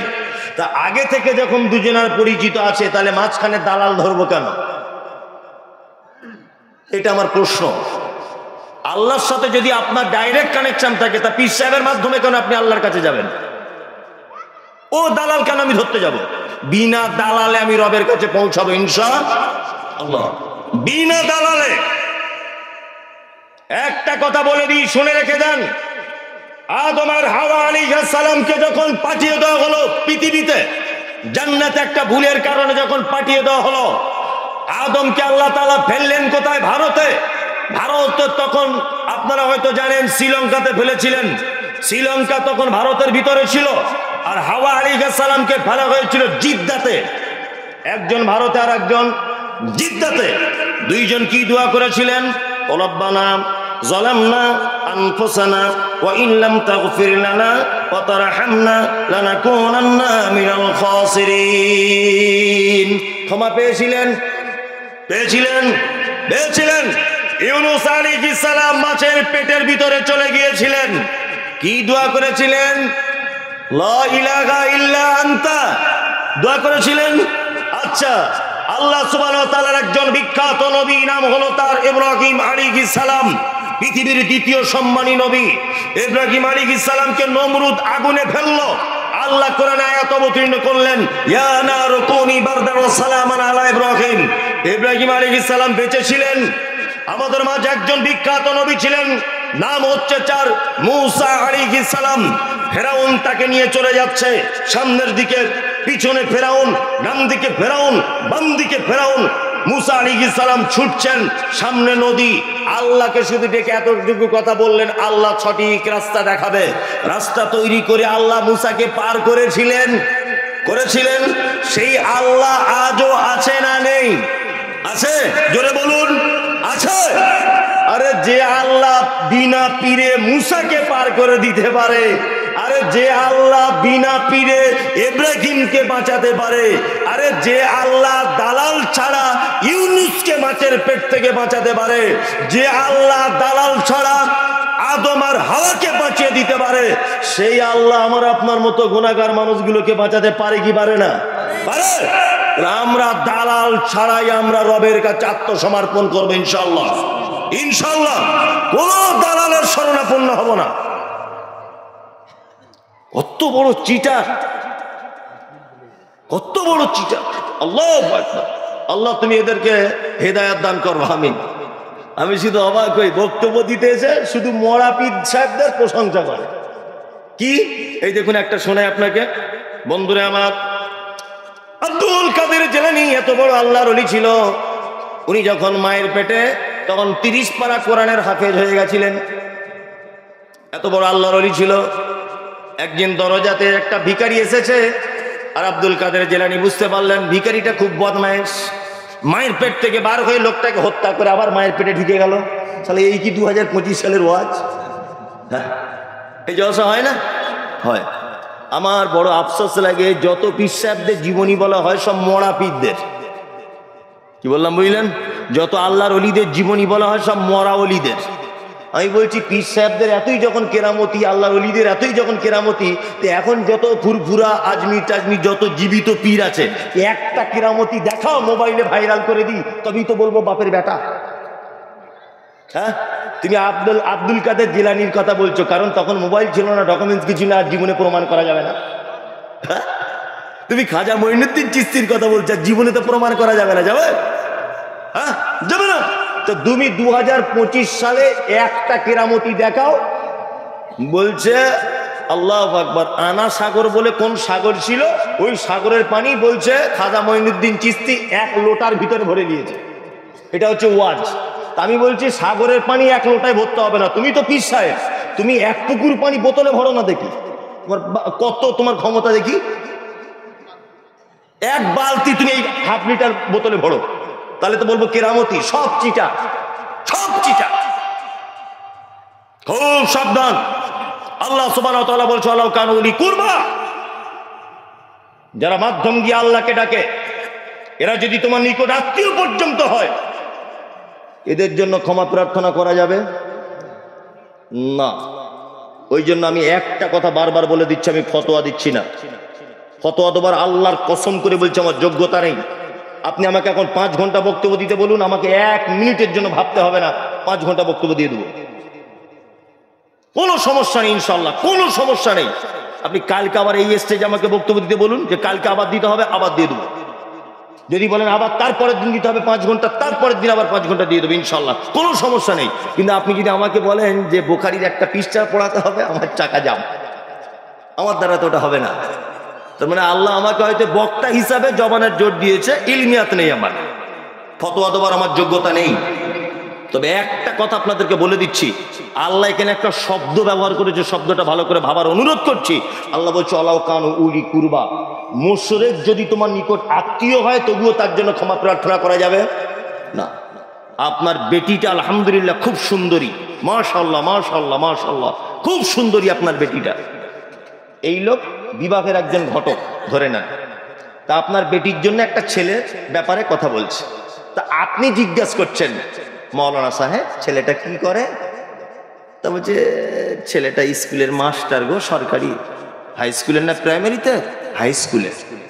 তখন মেয়ের বাপ বলছে ওরে বাবা রে, হাই স্কুলের? হ্যাঁ। ইনি তখন বলছেন একটা জিনিস অসুবিধা আছে। বলছে কি?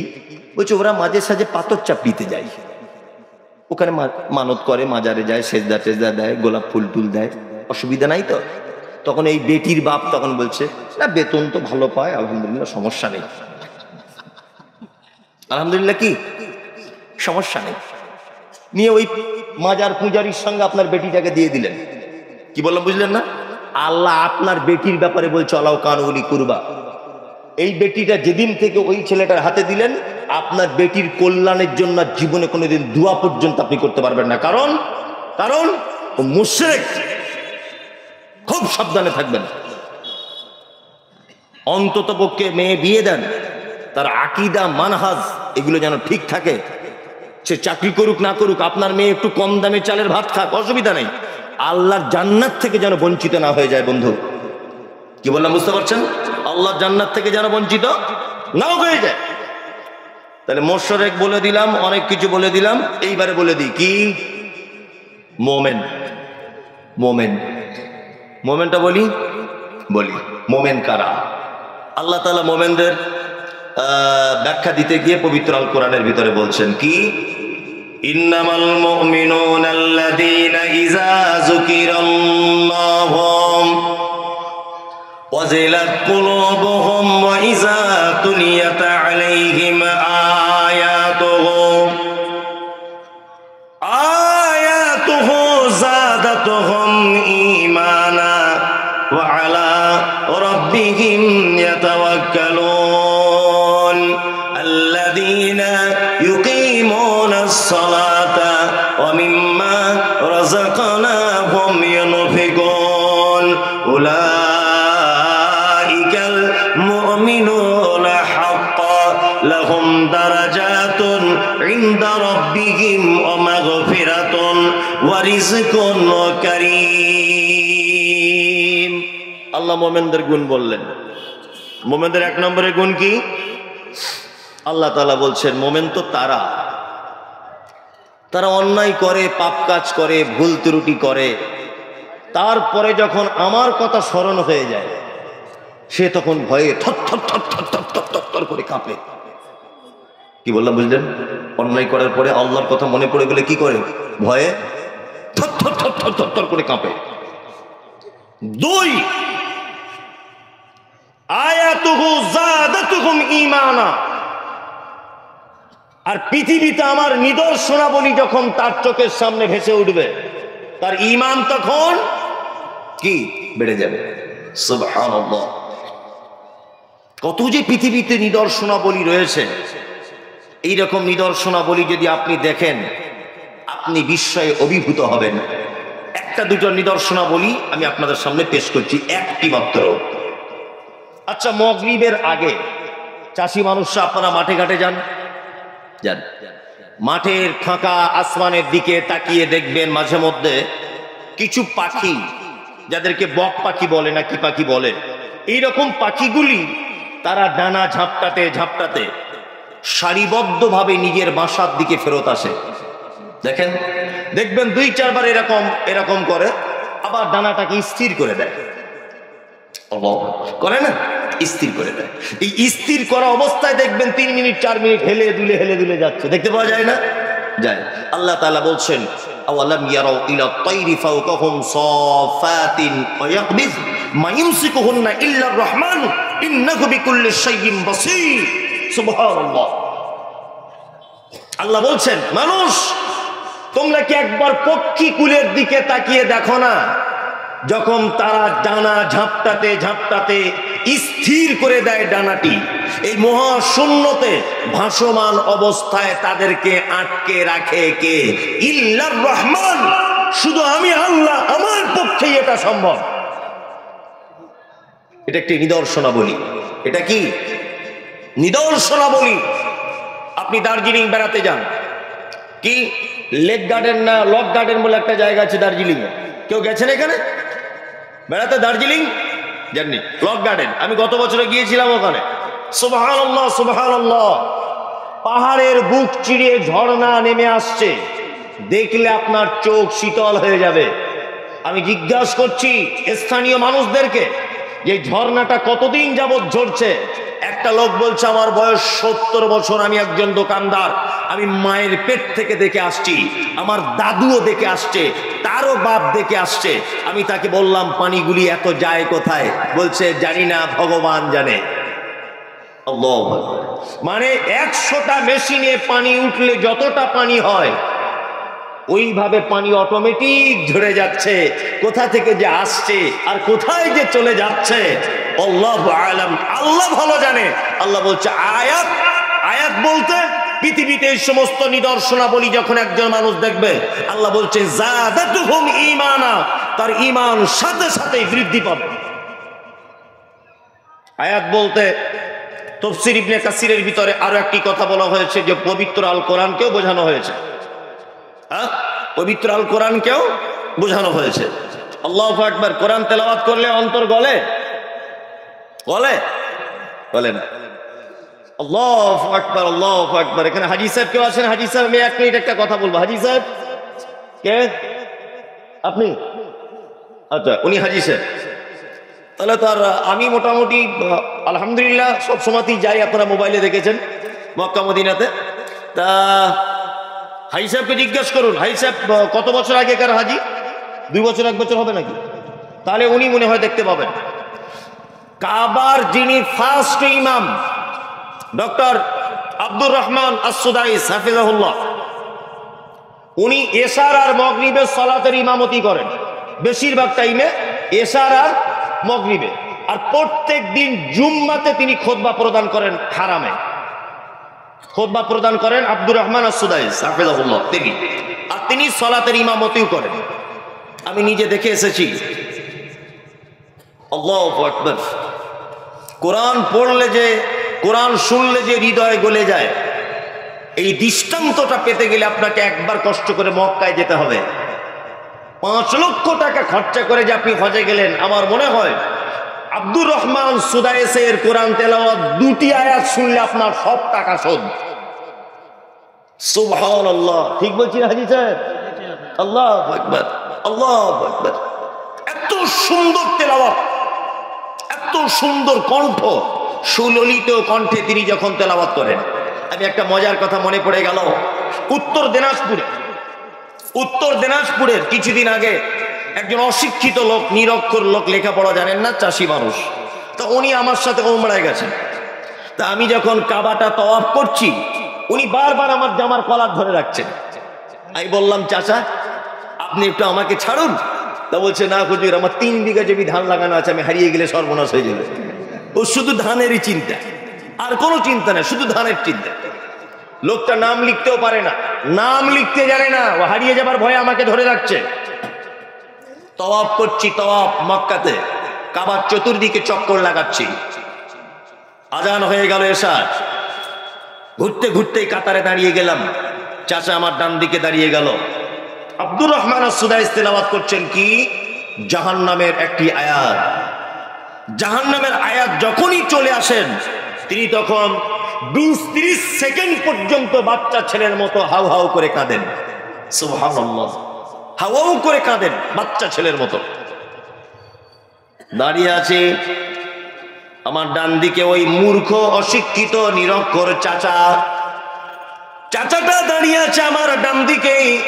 আব্দুর রহমান সুদাইস যখন তেলাওয়াত করছেন, বন্ধুরা আমার, Ethiopia, Tanzania, German, Japan, France, Kuwait, Bahrain, Dubai, সারা পৃথিবীর থেকে মানুষ যারা যারা এসেছে, সবাই যেন হাও হাও করে কাঁদছে। আমি মমতাজুল গুনাহগার, আরবি ভালো বুঝি না, তারপরেও বুঝতে পারছি আল্লাহ জাহান্নামের কথা বর্ণনা করছেন। বন্ধুরে আমার চোখ দিয়ে পানি চলে এলো, আমার চোখের পানিগুলো পড়ে যেন সামনের দিকে ভিজে যাচ্ছে। আর আমার ডান দিকের পাশে চাচাটা যেন আমার থেকেও জোরে জোরে জোরে জোরে হাওয়া করে কাঁদছে। নামাজ শেষ হয়ে গেল, মা চাচার গায়ে হাত দিয়ে বলছি, বাপ সত্যি করে বলো দেখি, আমি না হয় একজন আলেম মানুষ, কোরআন বুঝি বলে কেঁদেছি, তুমি কেন কাঁদলে বলো?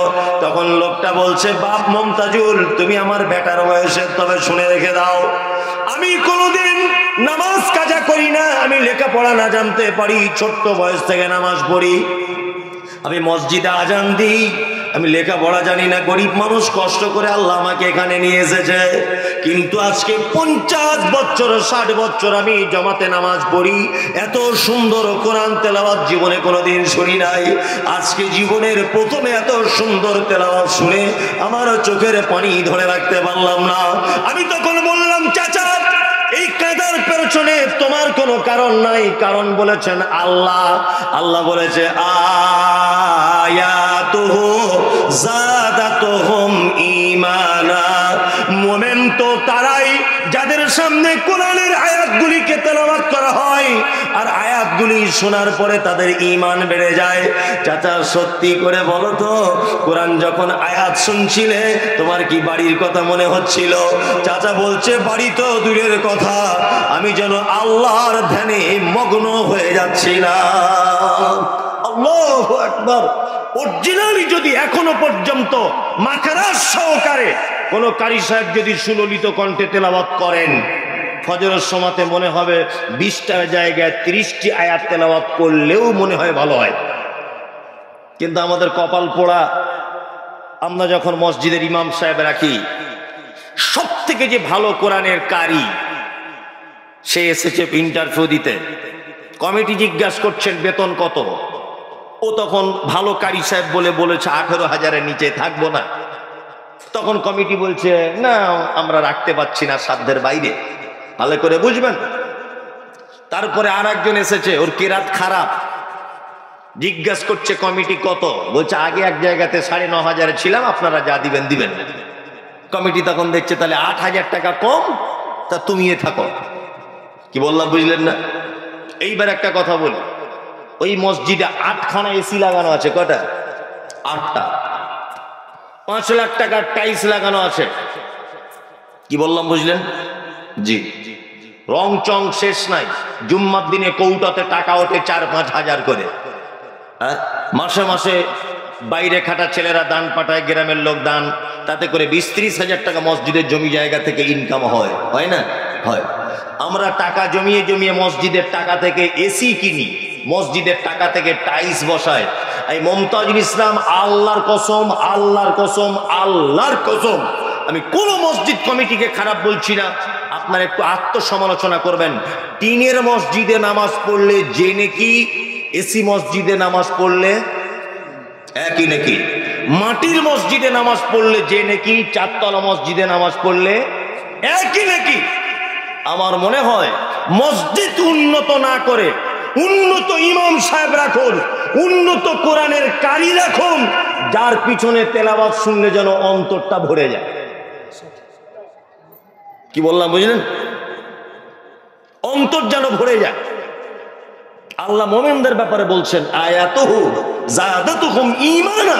আরে মোমেন তো তারাই যারা কোরআনের তেলাওয়াত শুনে তাদের অন্তর ভরে যায়, তাদের মনে কি ভয় কাজ করে, ঈমান বেড়ে যায়।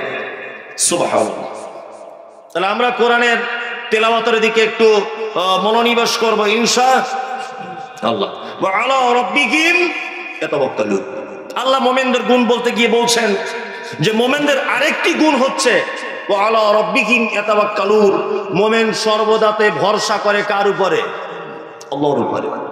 খাইরিহি ওয়া শাররিহি মিনাল্লাহি তাআলা। ভালো মন্দ যা কিছু হয় ভরসা করে আল্লাহর উপরে। সুবহানাল্লাহ। কি বলবো আপনাকে, আল্লাহ ভরসা সম্পর্কে যদি বলা যায় অনেক কিছু বলা যাবে, কিন্তু আমার মনে হয় এখানে রাত্রি কটা পর্যন্ত জলসা হয় এটা আমার ঠিক জানা নেই। আমার পরেও বক্তা আছে নাকি? শেষ? তাহলে তো আলহামদুলিল্লাহ, উত্তম জলসা। গতকালকেও একটা উত্তম জলসা করেছি, আমাকে 10:30টায় শেষ করে দিয়েছে, দিয়ে বাড়ি পাঠিয়ে দিয়েছে আলহামদুলিল্লাহ। অন্যান্য জায়গায় আমাকে তোলে 12টায়। কি বললাম বুঝলেন? আমাকে তোলে 12টায়।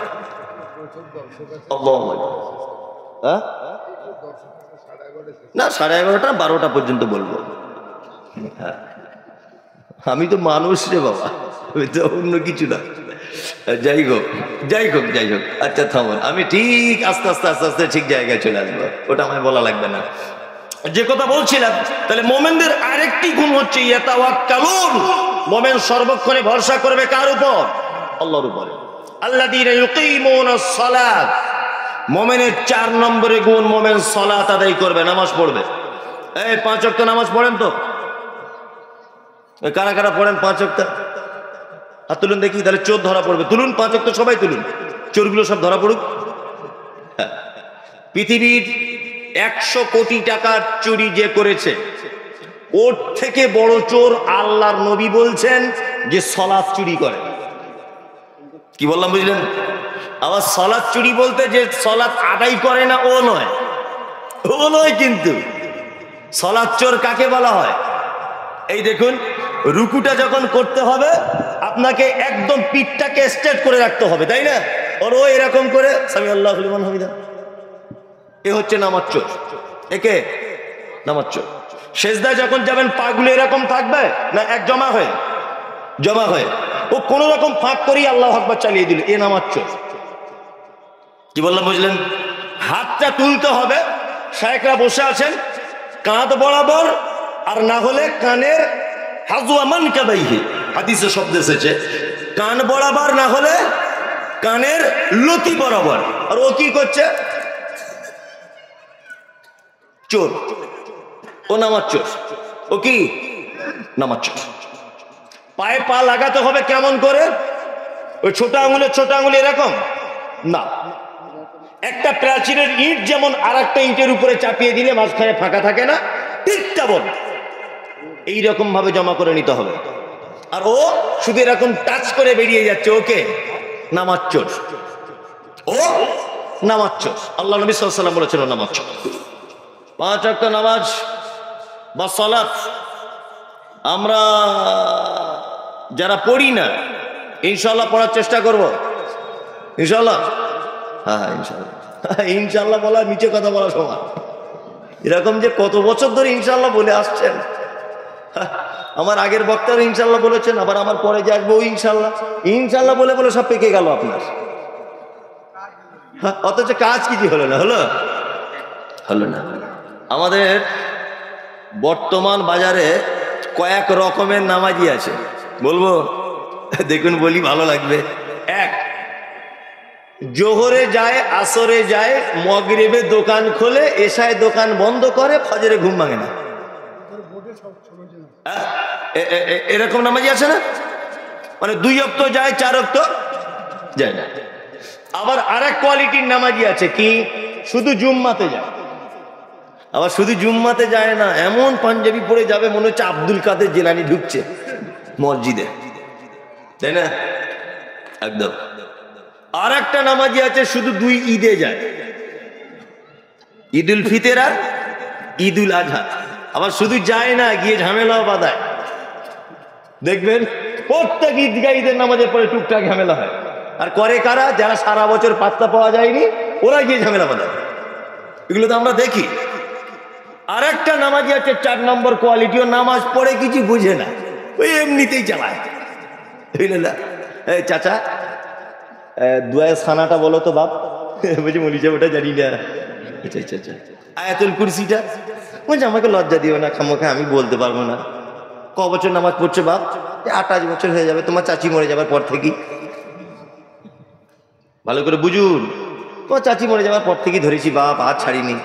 আচ্ছা আচ্ছা আচ্ছা আচ্ছা আচ্ছা, একবার সেজদা দিয়ে উঠে আর একবার যে সেজদা দেয়, এর মাঝখানে দোয়াটা কি? তো জিভ ঘোরে না, কি দোয়া বলবো? জিভটাই ঘুরছে না। কি বললাম বুঝলেন না? কিছু হয়েছে বলুন, আমাকে বলুন। প্রজেক্টর চলছে না, মহিলাদের দিকে প্রজেক্টর চলছে না। প্রজেক্টরের দায়িত্বে যিনি আছেন, আপনি তাড়াতাড়ি করে সমস্যার সমাধান করার চেষ্টা করুন। এদিকে ফিরুন এবারে। চাচা ফাতিহাটা বলো। তখন চাচা রাগ করে বলছে, ওই জন্য তো মসজিদে আসতে চাই না। কিছু লোক আছে দেখবেন, তাদের ভোল্টেজ আবার খুব বেশি। নামাজে পাগুলো পিছনে এইভাবে দিতে হয় না, আমার দিকে ফিরুন একটু, এইভাবে। আর ও চাচা এইভাবে দেয় বারবার। তা আমি গিয়ে বলছি, বাপ পাগুলো জমা করে দেন। বলছে তোমার কবরে তুমি যাবে, আমার কবরে আমি যাবো, বেশি ভ্যাত ভ্যাত করে বকো না তো, তোমাদের কারণে তো আসি না। কি বলছে বুঝতে পারছেন? তাহলে এইদিকে আর একবার ফিরুন। একটা হাসির কথা বলি, জ্ঞানও আছে। ও বলছে দুয়ায়ে মাসুরা জানি না, আত্তাহিয়াতও জানি না, আল্লাহুম্মা বাঈদ বাইনি জানি না, 2 সেজদার মাঝখানে দোয়া জানি না, সেজদার দোয়া জানি না, তাশাহুদের দোয়া জানি না, কোনো দোয়া জানি না। ও তো স্বীকার করলো না?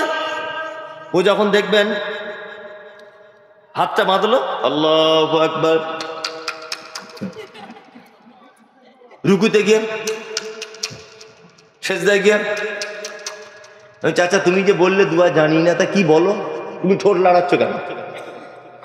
তার মানে বুঝতে পারলাম এতদিন 2 নম্বরই করে মানুষের সাথে হলো না, এখন আল্লাহর সাথে 2 নম্বরই করছে মসজিদে। কি বলছি বুঝতে পারছেন না? কথা বাস্তব বলছি না অবাস্তব? আমি বলছি উনি যখন স্বীকার করলেন কোনো দোয়া জানি না, তা বাবা ঠোঁট বন্ধ রাখ। তা তুমি বলো কি বলো তুমি? আশ্চর্য ব্যাপার। শোনো একটা কথা বলি, যে জাতি তার জলসায় বাদামের দোকান লাগিয়ে বাদামওয়ালার 5 কুইন্টাল বাদাম বিক্রি হয়,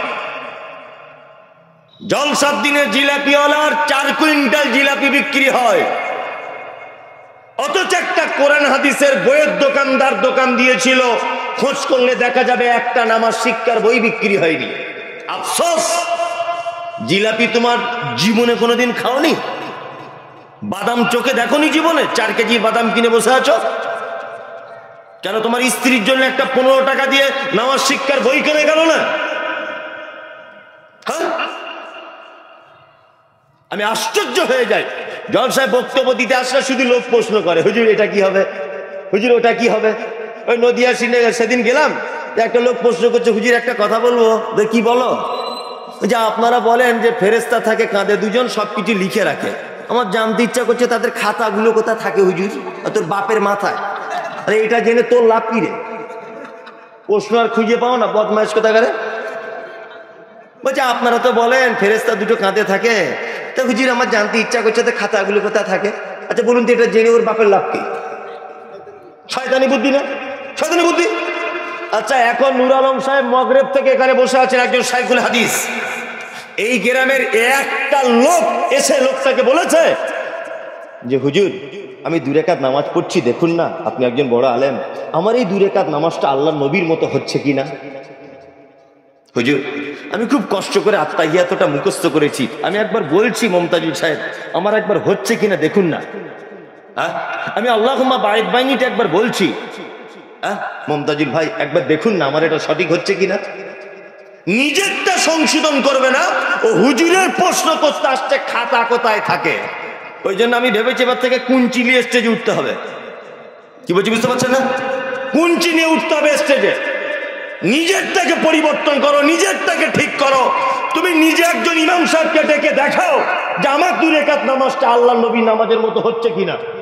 নিজের ভুল সংশোধন করবে না, ও হুজুরের প্রশ্ন করতে আসছে। আশ্চর্য ব্যাপার। একটু দুয়া দরুদের বই পড়ে চেষ্টা করুন। এই যুবক ছেলে যারা আছেন, তুমি মোবাইলে সব বার করতে পারো গোপন খবর, আমি বুঝি না।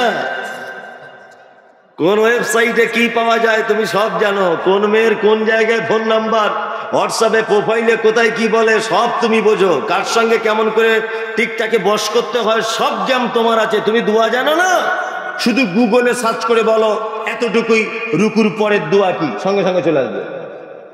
তেলেগু ভাষায় দরকার, মারাঠিতে দরকার, গুজরাটিতে দরকার, ইংলিশে দরকার, আরবিতে দরকার, কোন ভাষাতে দরকার আপনার চলে আসবে। শুধু বলুন, শুধু একবার বলুন মোবাইলে যে দুয়ায় সানাটা চাই, সঙ্গে সঙ্গে চলে আসবে। আসবে কি আসবে না? তুমি সব কিছু বার করতে পারো খুঁজে, আর দুয়া খুঁজে পাও না, কানা কোথাকারে। তুমি অন্তত পক্ষে নামাজের সব দোয়াগুলো মুখস্থ করার ব্যবস্থা করো। যুবক তোমাকে বলছি, ইনশাআল্লাহ ইনশাআল্লাহ ইনশাআল্লাহ। এবার একটা কথা বলি, আমাদের বাজারে কিছু লোক আছে, তারা বলছে মৌলী সাহেব নামাজ না পড়তে পারি, আমাদের ইমান কিন্তু সাংঘাতিক।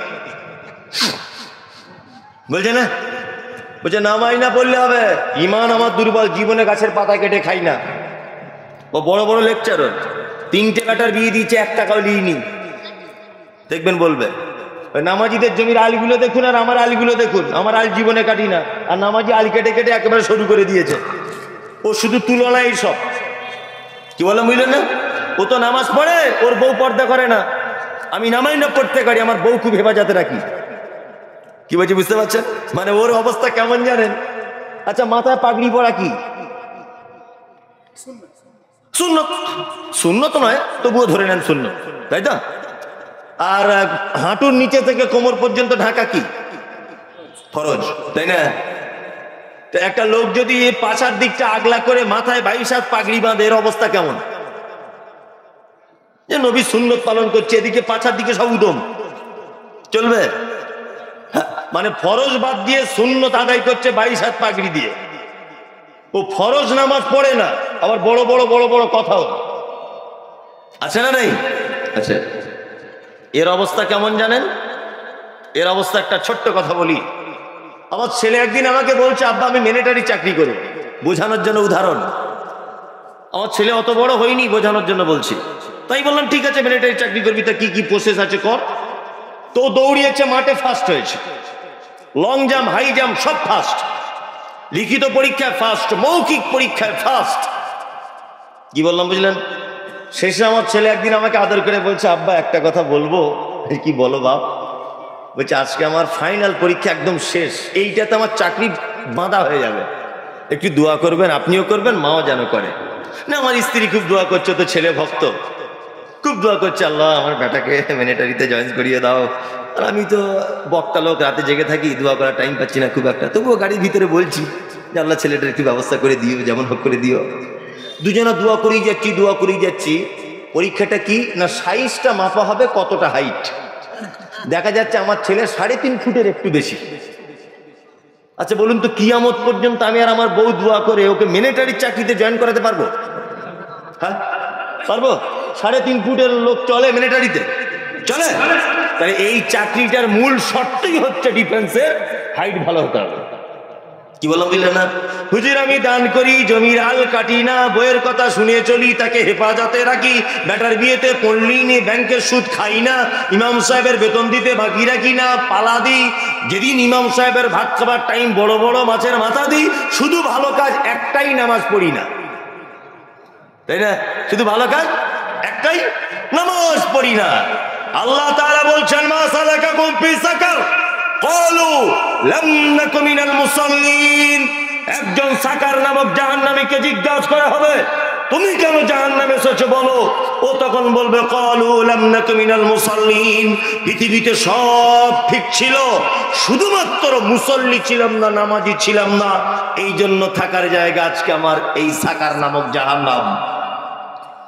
তার মানে বোঝা যায় একটা মানুষের ডিফেন্সের চাকরি, মিলিটারির চাকরি, বিএসএফ এর চাকরিতে শর্ত যেমন হাইট ভালো হতে হবে, জান্নাতে যাবার শর্তটাই হচ্ছে সালাত থাকতে হবে। সালাত ছাড়া, নামাজ ছাড়া জান্নাত যাবে না, অসম্ভব ব্যাপার। এইবার একটা কথা আপনাদেরকে আরো মজা করে বলে দিই যাতে আপনার বুঝতে একটু সুবিধা হয়, তাই না? আমাদের গ্রামের কিছু লোক মারা যায় না, মারা যায়, সবাই সব গ্রামেই মারা যায়। মারা যাবার পর ইমাম সাহেবরা কি করে, একদম মাইয়তকে পিছন দিকে রেখে মুসল্লিদের দিকে মুখ করে বলে আসসালামু আলাইকুম কুল্লু নাফসিন যায়িকাতুল মাউত। কাঁদো কাঁদো কণ্ঠে বলে প্রত্যেক প্রাণীকে মৃত্যুর স্বাদ গ্রহণ করতে হবে ভাই। আজকে আব্দুল গাফফার চলে গেছেন, এই পথের পথিক আমরাও, আল্লাহর ডাকেলে চলে যাব। এই ঋণগ্রস্ত হলে ছেলেদের বলবেন পরিশোধ করে দিবে, আপনারা চাইলে আল্লাহর রাস্তায় ক্ষমা করে দিবেন। বহিরাগত যারা মেহমান এসেছেন ডালালুর ব্যবস্থা আছে, খাওয়া দাওয়া করে যাবেন। আর ও তো এইটাই শুনতে চাইছিল, যারা কখন বলবে। হ্যাঁ, যাই হোক, জানাজা এবার শেষ, জানাজা শেষ। ইমাম সাহেবের কাছে দুই বেটা গিয়ে হাত ধরে খানজার বলেছে হুজুর বাপ চলে গেল অল্প বয়সে, একটু দোয়া করবে জান্নাত চলে যায়। আর ইমাম সাহেব দোয়া করছে রব্বানা আতিনা আল্লাহ, এমন করে জান্নাত দিয়ে দাও। ওর বাপকে একদম প্রথমে রেখে দাও তুমি। ইমাম সাহেব নিজের বাপ মরে গেলে কাঁদে না, অন্যজনের বাপের এমন করে দোয়া করছে, কারণ ও ধনী লোক, মালের ব্যাপার আছে, টাকা পাবে, যত দোয়া বেশি হবে তত টাকা বেশি।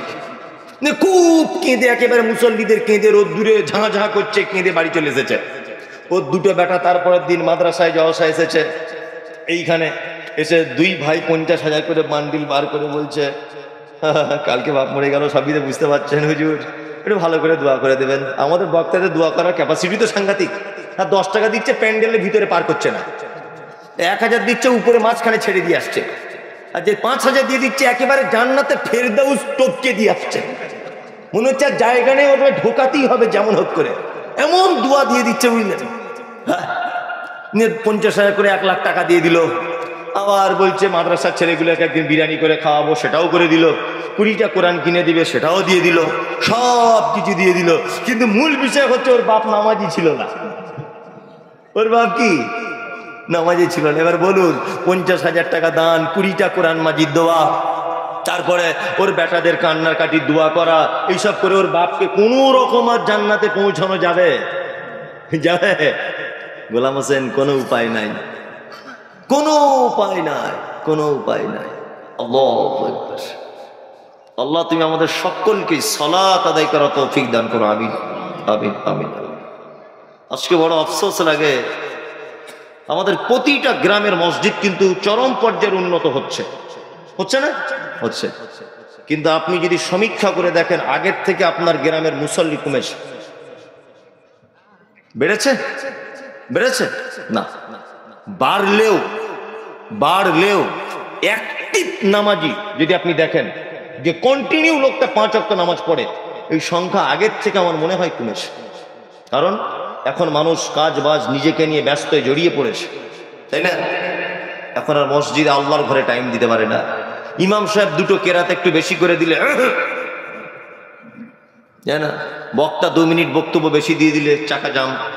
ইমাম সাহেব খুতবাটা যদি 5 মিনিট একটা গুরুত্বপূর্ণ কথা বেশি করে বলছে, মানে ও বসতে চায় না, মনে হচ্ছে দুবাইয়ে প্লেনের ড্রাইভার, ও দুবাইয়ে যাবে এক্ষুনি, মসজিদে গেলে এমন ব্যস্ত দেখায় যে মনে হয় এখনই দমদম এয়ারপোর্ট থেকে ও একটা প্লেন নিয়ে দুবাইয়ে যাবে, এত ব্যস্ত। অথচ বার করেই দেখ মসজিদ থেকে বার হয়ে বিড়ি ধরিয়ে টানছে, অমুকের দোকানের সামনে চেয়ারে বসে আছে, তাই না? কিন্তু মসজিদে গিয়ে ওর যত অ্যালার্জি। সালাত আদায় করুন। আল্লাযীনা ইউকিমুনাস সালাত ওয়া মিম্মা রাযাকনাহুম ইনফিকুন। আল্লাহ বলছেন মোমেন কারা? মোমেনদের 5 নম্বরের গুণ, মোমেন তারা। আল্লাহ সত্যি আমি অবাক হই, আমি হাদিস খুব কম দেখি, এটা আমি আমার ন্যাকের কথা বলছি। আমি বিশেষ করে কোরআনটাকে খুব বেশি করে মজবুত করে দেখি যে কোরআনে আল্লাহ কেমন কেমন শব্দ ব্যবহার করেছে। আল্লাহ বলেছেন অমিম্মা রাযাকনাহুম ইনফিকুন, আমি তোমাদেরকে যে রুজি দিয়েছি তার থেকে আমার রাস্তায় খরচা করো। তার মানে বোঝা যাচ্ছে আল্লাহ আপনার টাকা চাইছে না, ও নিজের টাকা নিজে ফেরত চাইছে। কি বলছি বুঝতে পারছেন? এখন আপনার যে সম্পদ জমি জায়গা এগুলো কার? কথা বলুন, আপনাকে দিতে হবে না, কথাটা বলুন। আল্লাহ। যদি বলছেন আপনারা চালাকি ভালো জানেন, আমি কোনো চালাকি করছি না, এগুলো কার? আল্লাহ। আপনার ব্যাংকে 50,000 টাকা জমা, ও টাকা কার? আল্লাহ, তাই তো? আল্লাহ বলছে মিম্মা রাযাকনাহুম ইনফিকুন, তোমাকে খাবারের জন্য যে রুজি দিয়েছি তার থেকে তুমি মসজিদে মাদ্রাসায় দান করো। তার মানে রুজি তোমার নয়। আল্লাহু আকবার। ছোট্ট একটা কথা বলি, দান কত গুরুত্বপূর্ণ জিনিস। ছোট্ট একটা কথা আপনাকে বলি। আচ্ছা, আমাদের পাড়া গ্রামে যখন কোনো মানুষ মারা যায় তার 2-4 মিনিট আগে তার স্ত্রী, তার বেটা, তার বেটিরা কি করে? কি করে? গরম পানি, গরম দুধ, ফ্রিজ থেকে পানি তার মুখে দেয়, দেয় না? চাচা খাও, বাপ খাও, শেষ জীবনের শেষ পানিটা খেয়ে নাও, বলে না? আর সবাই কাঁদে। আচ্ছা, ও কি তখন বলে আমার একটু পানি দাও? ও বলে একটু গরম গরম দুধ দাও, গাই গরুর দুধ। কি বলে? একজন ইমানদার মানুষ মালাকুল মউত যখন তার আত্মাটাকে ধরে নেয়, 1 গ্লাস পানি থেকে 1 ফোঁটা পানি যদি মাটিতে পড়ে যায়, যেমন বোঝা যায় না, যেমন আওয়াজ হয় না, একজন নেককার মানুষের আত্মাকে মালাকুল মউত যখন ধরে নেয়, তার আত্মাটাকে এত সহজ করে বার করে নেয়, মায়ের কোলে শিশু যেমন ঘুমিয়ে পড়ে যায়, এমন করে তার মারা যায়। তার পাশে বসে থাকা বেটি জানে না, বেটা জানে না, স্ত্রী বুঝতে পারে না, নাতি পুতি পোতা পুতিন কেউ বুঝতে পারে না দাদু কেমন করে চলে গেল। কিন্তু একটা বক্তার মানুষ যদি হয়, মালাকুল মউত তার আত্মাটাকে এত কঠিন করে ধরে, আত্মাটাকে বার করার সময় তার চোখের শিরা, নাকের শিরা, গোটা বডিটার শিরা, উপশিরাগুলো যেন তার হাতের ভিতরে যেন মালাকুল মউতের হাতে চলে আসে। আর ওই লোকটা তখন বলে ফায়াকুলা রাব্বি লাউলা আখরতানি ইলা আজালিন করিব ফাআসাদদাকা ওয়া আকুম মিনাস সালিহিন। আল্লাহ, আমি বুঝতে পারছি মালাকুল মউত, একটা মানুষ মারা যাবার 2-4 মিনিট আগে কিন্তু মালাকুল মউতকে দেখতে পায়, ডাইরেক্ট দেখতে পায়। ও মালাকুল মউতকে দেখতে পেয়ে কি বলে? ফায়াকুলা রাব্বি লাউলা আখরতানি ইলা আজালিন করিব ফাআসাদদাকা ওয়া আকুম মিনাস সালিহিন। আল্লাহ, আমাকে একটু টাইম দাও, আমি কিছু দান করে আসি। গরম পানি ঠান্ডা পানি চায় না, দান করার কথা ভাবে, দান করার কথা ভাবে। তার মানে দান খুব ইম্পর্টেন্ট জিনিস, তাই না? এবার আর একটা মজার হাদিস বলি। আচ্ছা, যারা বসে আছেন এখানে নবীজিকে কেউ দেখেননি তো? আমিও দেখিনি। যদি বলছেন এটা করে প্রশ্ন, দেখেননি। কিয়ামতের দিনে যেন একটু দেখা হয়, এই আশা আছে কারুর? আছে? সকলেই আছে না?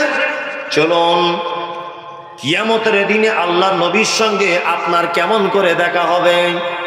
বন্ধুরে আমার, হাদিসটি বর্ণনা করেছেন, নাম হলো তার আম্মা জান আয়েশা সিদ্দিকা রাদিয়াল্লাহু তাআলা আনহা।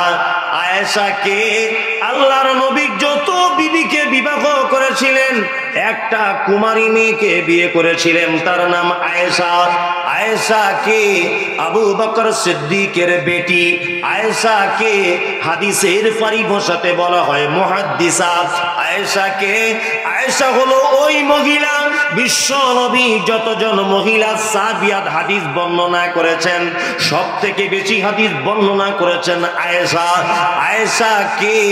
আয়েশা হলো ওই ভাগ্যবতী নারী, বিশ্ব নবী তিনি বলেছেন খাদ্য জগতে শাড়িদের যে মর্যাদা আমার আয়েশার সেই মর্যাদা। আয়েশা কে? না আল্লাহর নবীকে বিয়ে করার আগে স্বয়ং আল্লাহ দুইবার আয়েশাকে স্বপ্নের মাধ্যমে নবীজিকে দেখানো হয়েছিল। আয়েশাকে আল্লাহর নবী আদর করে আয়েশাকে ডাকতেন হুমায়রা বলে, কারণ তিনি লাল বর্ণের পরিষ্কার ছিলেন। এই জন্যে এই আম্মাজান আয়েশা হাদিস বর্ণনা করলেন। হাদিসটি আছে কোথায়? সহিহ বুখারীতে। হাদিসও বর্ণনাকারিনী আয়েশা কোন বিবি নবীজিকে করিলেন জিজ্ঞাসা, ও গো নবী তব সাথে দেখা হবে কার? নবী বলে দুনিয়াতে হাত লম্বা যার। মা আয়েশা বলে এ কথা যখন শুনিলাম কানেতে, কাটো খন্ড লয়ে হাতে লাগিলাম মাপিতে, দেখিলাম ও বিবি সাউদার হাত লম্বা বলি, আমারও মুখেতে ও গো পড়ে গেল কালি। হাত লম্বার অর্থ পরে পারিলাম বুঝিতে, দান ধন যারা করে এই দুনিয়াতে। তারপরে জয়নাব এসে নবীজিকে কয়, কেন জয়নাব আল্লাহ রাস্তায় বেশি করে ক্ষয়? এ গ্রামের মানুষ শুনুন হাদিসটি বুখারীর। জয়নাবে আনন্দ আর আয়েশার মুখ ভারী। সহিহ বুখারী হাদিস এটা। আম্মাজান আয়েশা বলছেন আল্লাহ নবী কিয়ামতের দিনে প্রথম আপনার সঙ্গে দেখা হবে কার? আল্লাহ নবী এক কথায় বললেন যার হাত লম্বা তার। আয়েশা অল্প বয়সের মেয়ে, ব্যাপারটা বুঝতে পারলেন না। একটা কাঠের লাঠি নিয়ে আল্লাহ নবীর অন্যান্য বিবিদের হাতগুলোকে মাপছেন। দেখতে পাওয়া গেল আল্লাহ রসুলের আর একজন সহধর্মিনী, নাম হলো তার সাউদা। সাউদার হাতটা লম্বা হয়েছে। আয়েশার মন খারাপ, তাহলে আল্লাহ নবীর সঙ্গে আমার আর দেখা হবে না, ওর হাত লম্বা হয়ে গেল। আল্লাহ নবী বলছেন আয়েশা ওই রকম হাত লম্বা নয়, যারা দানের ব্যাপারে প্রতিযোগিতা করে, সাদাকার ব্যাপারে যারা প্রতিযোগিতা করে, তার সঙ্গে কিয়ামতের দিন প্রথম আমি মুহাম্মদ সাল্লাল্লাহু আলাইহি ওয়াসাল্লাম দেখা করব। কি বললাম বুঝলেন? এটা কিসের জন্য জলসা হচ্ছে? ঈদগাহের উন্নতি কল্পে। মাশাআল্লাহ, ঈদগাহের উন্নতি কল্পে। আমি জানি আমার পূর্বে যিনি বক্তব্য রাখছিলেন উনি আদায়কারী বক্তা, আমি তো আদায়কারী বক্তা নয়। তারপরে এটাও যে নয় যে একেবারেও যে পারি না, তাও নয়। সব দিকে তো থাকতে হবে না, তো কেউ ডাকবে না, এই সমস্যা। তবে আমি ওই সুর করে করে বানিয়ে বানিয়ে দোয়া করব না। আমি সুর করে করে দোয়া করব না। আমি এতটুকু করব মুহাম্মদ সাল্লাল্লাহু আলাইহি ওয়াসাল্লাম যেটা করেছিলেন। কি বললাম বুঝলেন? যে আমিও আগে ছন্দ করে করে প্রচুর কালেকশন করেছি। আমার আজ থেকে 5 বছর আগের ভিডিও দেখলে বোঝা যাবে। আর করি না। যেদিন থেকে বুঝতে পেরে গেছি যেটা হাদিসের খেলাফ, সেদিন থেকে আমার মনে যেন একটা কেমন কিন্তু ভাব লাগে। ওই জন্য বলতে চাই না। যাই হোক, আমি ওসব মাসালের ব্যাপারে যাচ্ছি না। 400 বস্তা সিমেন্ট লাগবে ঈদগাহে। কত? 400 বস্তা। যদি একজনাই দিয়ে দেন আমি আসসালামু আলাইকুম দিয়ে চলে যাব। দুজনা যদি দিয়ে দেন 400 বস্তা, আসসালামু আলাইকুম বলে চলে যাব। আর যদি মনে করেন আমরা সবাই মিলে দেবো 400 বস্তা, একজন মানুষ আপনারা উঠবেন না। কিন্তু আপনি ওঠা মানে আমি ভাববো যে আপনি ঈদগাহের একটা ইট ছাড়িয়ে দিয়ে চলে গেলেন। কারণ হচ্ছে এই, আপনাকে দেখে আরেকজন পালাবে। দিতে না পারলেও আপনি 10 মিনিট বসুন। 11টা বাজতে 15 মিনিট বাকি। আমি 11টা 1 মিনিট আগে ছাড়বো না, 1 মিনিট পরেও যাবো না। এই 15 মিনিটে যা হবে। আপনারা যারা বসে আছেন একজন প্রথমে বলুন যে আমার পক্ষ থেকে আমি নবীর সাথে দেখা করতে চাই, আমার পক্ষ থেকে আমি 20 বস্তা দেবো ইনশাল্লাহ। তো আছেন এখানে যে আমি 10 বস্তা আমার পক্ষ থেকে দিব? একটা লোক বলুন তো। আমি জানি যে একই পুকুরে বারবার জাল টানলে মাছ থাকে না, তারপরেও আবার কারুর জাল ছেঁড়াও হতে পারে। তো হয়তো আজিজুলের জাল ছেঁড়া থাকতে পারে, সেখান দিয়ে মাল বার হয়ে গেছে, ওটা আমি ধরবো, এরকম ভেবেছি। হ্যাঁ, মাশাআল্লাহ, ওনার স্ত্রী 50 ব্যাগ দিবেন, তাহলে 350। আর কেউ একজন আছেন এখানে স্টেজ বা স্টেজের বাইরে? জি, আল্লাহুম্মা সাল্লি আলাইহি আল্লাহুম্মা বারিক আলাইহি। কেউ আছেন এখানে? আর একটা লোক স্টেজ থেকে বলুন বা স্টেজের বাইরে কত? 50 বস্তা 100 10। তো আমি তো আনন্দে এখানে পাগল হয়ে যাচ্ছিলাম ও যখন 2 হাত তুলে দিয়েছে। আল্লাহ আল্লাহ আপনার দান কবুল করুন। আল্লাহুম্মা সাল্লি আলাইহি আল্লাহুম্মা বারিক আলাইহি। 10 বস্তা সিমেন্ট নাম লিখুন। 60 বস্তা হলো। চলুন হাত তুলুন একজন। আজকে দিতে হবে না, যেদিন কাজ চালু হবে সেদিন দেবেন। তুলুন। আপনি 10 বস্তা, এই যে একজন 10 বস্তা, 5 বস্তা, 10 বস্তা করে দেন। 10 বস্তা চলছে দেন না?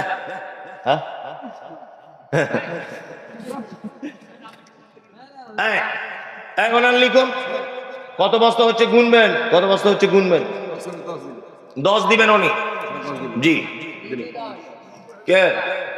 আপনি 10, উনি 10, আর কে আছেন হাত তুলুন। আপনি তুলুন, হাতটা তুলতে যাচ্ছিলেন তুলুন। মানে এখন ভাবছে যে মাথা চুলকালো, দেখো মাথা চুলকাতে যাচ্ছে, আমি যে একটা হাত তুলছে, মানে চোরের মন পুলিশ পুলিশ। জি 50 ব্যাগ। লিল্লাহি তাকবীর, মাশাআল্লাহ। 50 বস্তা একজন দিবেন, মাশাআল্লাহ। তুমি আসমানে থাকো প্রভু, আমি জমিনে। তুমি আসমানে থাকো প্রভু, আমি জমিনে। তবু তোমারি প্রেমে হৃদয় গহীনে, আমি তোমারি গোলাম গো, অন্য কারণ। আলিমুল গায়ব তুমি, মালিক রব্বানা। আল্লাহ আল্লাহ আল্লাহ আল্লাহ। তুমি আসমানে থাকো প্রভু, আমি জমিনে। তবু তোমারি প্রেম জমে হৃদয় গহীনে। আর কে আছেন ভাই? হাত তুলুন। এই সামনের দিকে 50 বস্তা কে দিল? আপনি? মাশাআল্লাহ। আগে 20,000 দিয়েছে। মাশাআল্লাহ, আপনার মানে বরকত দিক। বলুন আমিন বলুন। আল্লাহুম্মা। নামাজ পড়ছেন? মসজিদের কেশিয়ার। মাশাআল্লাহ, জাযাকাল্লাহ। আল্লাহ আপনার মানে বরকত দিক। আর কেউ আসেন ভাই, একটু মেহেরবানি করুন। আরে ভাই টাকা পয়সা বেশি দিন থাকবে না। কত? নূর ইসলাম সাহেব 10 বস্তা। মুয়াজ্জিন যিনি আজান দেন, উনি দিচ্ছেন 10 বস্তা। আল্লাহুম্মা সাল্লি আলাইহি আল্লাহুম্মা বারিক আলাইহি। 150 ব্যাগ হলো। সুবহানাল্লাহ, 150 ব্যাগ হলো। এই মায়েরা কেউ আছেন নাকি? মুরগি হাঁস বিক্রি করা টাকা কৃপণতা করবেন না, নাতে এমন দোয়া করে যাব আবার বাঘ ফুলু নিয়ে চলে আসবো। তাড়াতাড়ি মায়েরা দেন, আপনারা দেন। লক্ষ্মীর ভান্ডার চলছে এখন, দেন 1 মাসের লক্ষ্মীর ভান্ডারটা দেন, আল্লাহর রাস্তায় দেন, ঈদগাহে দেন। মায়েরা যারা দেন, কোন একটা মা এখন দেন, কোন একটা মা আপনারা দেন। বিনীত অনুরোধ আপনার কাছে, ভাই আপনারা একটু হাত তুলুন। সবাই 10 বস্তা দিতে পারবে তা নয়, আপনি 5 বস্তা দেন। হাতটা তুলুন, মেহেরবানি করুন। আপনি 2 বস্তা দেন, তাতেও তো আল্লাহ কবুল করুন। হাত তুলুন। একেবারে না দেওয়াটা কৃপণতার লক্ষণ, আর কিছু দেওয়াটা দানির লক্ষণ, যে আমার কিছু দিয়েছেন। আপনি অংশগ্রহণ করুন, 2 বস্তা দেন। দিবেন না? ওরা দিবে না, নিয়ত করেই বসেছে। আর সাদাকার ব্যাপারে হিংসা করা যায়। আপনি একটু আল্লাহর রাস্তায় সাদাকা করুন। ভাই একটু আগে আসুন। এ আসছে কি করবে? বস। শামতুর শেখ 10 বস্তা সিমেন্ট। মাশাআল্লাহ। এ ভাই আপনারা আর কেউ দেন? জি, আল্লাহুম্মা সাল্লি আলাইহি আল্লাহুম্মা বারিক আলাইহি, এতে আসছে ক বস্তা? লাল বাহাদুর 10 বস্তা। মাশাআল্লাহ। ইয়া রাব্বানা ইয়া রাব্বানা মরুর দোলাল মোদের গিলাল আর আসবে না। মক্কায় নবীর জন্ম হলো, আব্দুল্লাহ তার পিতা ছিল। মক্কায় নবীর জন্ম হলো, আব্দুল্লাহ তার পিতা ছিল। গর্ভে রেখে মারা গেল, পিতা এলো না। মরুর দোলাল মোদের গিলাল আর আসবে না। বেনামে মেয়েদের পক্ষ থেকে একজন 20 বস্তা। আপনাদের থেকে ভালো, আপনারা তো 10 বস্তা পার হতে পারেননি না, দুজন 50 বস্তা আছে অবশ্য। ওরাও একেবারে কম নয়। কোন আর একজন মা আপনি আরো 10 বস্তা লেখান। আরে স্বামীর পকেট মারা তো যায়, অসুবিধা নাই তো। স্বামীর পকেট মারলে পাপ হয় না, তবে অল্প করে নিতে হবে। 200 টাকা নিয়েছিল, তুমি যদি 180 টাকা নিয়ে এলো তাহলে চামড়া পিঠে থাকবে না, তাই না? 200 টাকা রাখতে দিয়েছে, আপনি 10 টাকা নিতে পারেন কোন কাজের জন্য, এতে পাপ হবে না। কি বললাম বুঝলেন? এটা চুরির মধ্যে গণ্য হবে না। জি 5-7 মিনিট ধরে রাখো, আমি 400 ভাগ করে দিচ্ছি। তাই মাশাআল্লাহ। উনি 400 ভাগ করেই ছাড়বেন বলছেন। বলছে আপনি শুধু 5 মিনিট মাইকে থাকুন, আমি 400 ভাগ করেই ছাড়ছি। আলহামদুলিল্লাহ। এই মায়েরা যারা আছেন আপনারা নিশ্চয়ই দান করে এখানকার মানুষ, আলহামদুলিল্লাহ। তাছাড়া এত রিস্ক, এত বড় কাজ করা সম্ভব নয়। সম্ভব কি? সম্ভব নয়। আর শুধু আজকের দিনে তার জন্য নয়, সাদাকা খুব গুরুত্বপূর্ণ একটি বিষয়। সাদাকা একটি গুরুত্বপূর্ণ বিষয়। যেমন আপনাকে ছোট্ট ছোট করে কয়েকটা কথা বলি। পৃথিবীতে যত পাপের ব্যাপারে সাজা ঘোষণা করা হয়েছে, এই যত পাপের ব্যাপারে জরিমানা ঘোষণা করা হয়েছে, সমস্ত জরিমানা কিন্তু প্রথমে সাদাকা দিয়ে। কি বললাম বুঝলেন? আমরা অনেক সময় কসম করি না? আল্লাহর কসম, আপনি আপনার বউকে বলছেন আল্লাহর কসম তোর মায়ের বাড়ি যাব না, কসম করে দিলেন। কখন করলেন কসম? সন্ধ্যাবেলা, না রাতের বেলা এক জায়গায় ছিলেন, একটু প্রীত জমে গেছে, ভালোবাসা হয়ে গেছে, সকালে বলছে হ্যাঁ যাবো। তারপরের দিন সকালবেলা আপনার শ্বশুর বাড়ি চলে গেলেন। এই যে আপনি কসম দিলেন, কসম রক্ষা করতে পারলেন না, এর একটা কাফারা আছে না নেই? প্রথম কাফারা কি? প্রথম কাফারা হচ্ছে 10টা সিয়াম, 10টা মিসকিন খাওয়াতে হবে, তারপর 3টে সিয়াম, তাই না? জি। এবার একটা কথা বলি, আপনি মক্কায় হজ করতে গেছেন, হজে গিয়ে কোনো একটা রুকুন আপনার ছুটে গেছে, কোনো একটা রুকুন, কাফারা আছে। কি কাফারা? মক্কায় থাকা অবস্থায় আপনাকে সাদাকা করতে হবে। সাদাকা যদি করার সুযোগ না পান, মক্কায় থাকা অবস্থায় 3টে সিয়াম, বাড়িতে এসে 7টা, টোটাল 10টা সিয়াম পালন করতে হবে, জরিমানা। অনেক সময় আমরা পাড়া গ্রামের মানুষ স্ত্রীকে ভুল করে বলি তোমার হাতের আঙুলগুলো আমার মায়ের মতো, তোমার চোখটা আমার মায়ের মতো, তোমায় যখন চলো আমার মায়ের মতো। এটা আমরা বলি অনেক সময়, ভুল করে বলি না? বলি। আল্লাহ কোরআনে এটাকে জিহার বলে ঘোষণা করেছেন। লিখুন, এটাকে আল্লাহ জিহার বলেছেন, তাই না? আচ্ছা বলুন তো, এটা পাপ কি পাপ নয়? স্ত্রীকে মায়ের অঙ্গের সঙ্গে তুলনা করা, এটা পাপ কি পাপ নয়? পাপ। এটা কত বড় পাপ, এর জরিমানা শুনলে আপনি অবাক হয়ে যাবেন। আল্লাহ এর জরিমানা করতে গিয়ে বলেছেন ফাতাহরিরু রাকাবাতিন মিন ক্বাবলি আন ইয়াতামাসসা, তোমার নিজের টাকা দিয়ে একটা গোলাম কিনে আজাদ করে দাও, প্রথম জরিমানা।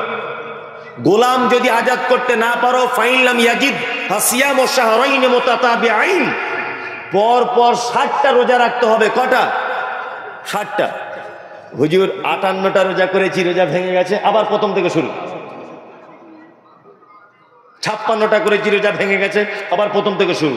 এর নাম শাহরাইনে মুতাতাবিআইন, মানে পরশ পরশ পরশ পরশ, কোনো বিরতি নেই। তাহলে গোলাম আজাদ করতে হবে টাকা দিয়ে, 2 মাস সিয়াম পালন করতে হবে, তাই তো? এইটা যদি না পারেন, আল্লাহ বলছেন ফাইলাম ইয়াস্তাতি ফাইতামু 60 মিসকিন, 60 জন মিসকিনকে খাদ্য খাওয়াতে হবে। মিন ক্বাবলি আন ইয়াতামাসসা, তারপরে তুমি তোমার স্ত্রীর গায়ে হাত দিতে পাবে, তার আগে নয়। আচ্ছা বলুন তো, এত বড় একটা পাপের জরিমানা দুটো জিনিস কি দিয়ে? মিসকিনকে খাওয়াতে গেলে টাকা, আর গোলাম আজাদ করতে গেলে টাকা, মানে দুটোই সাদাকা।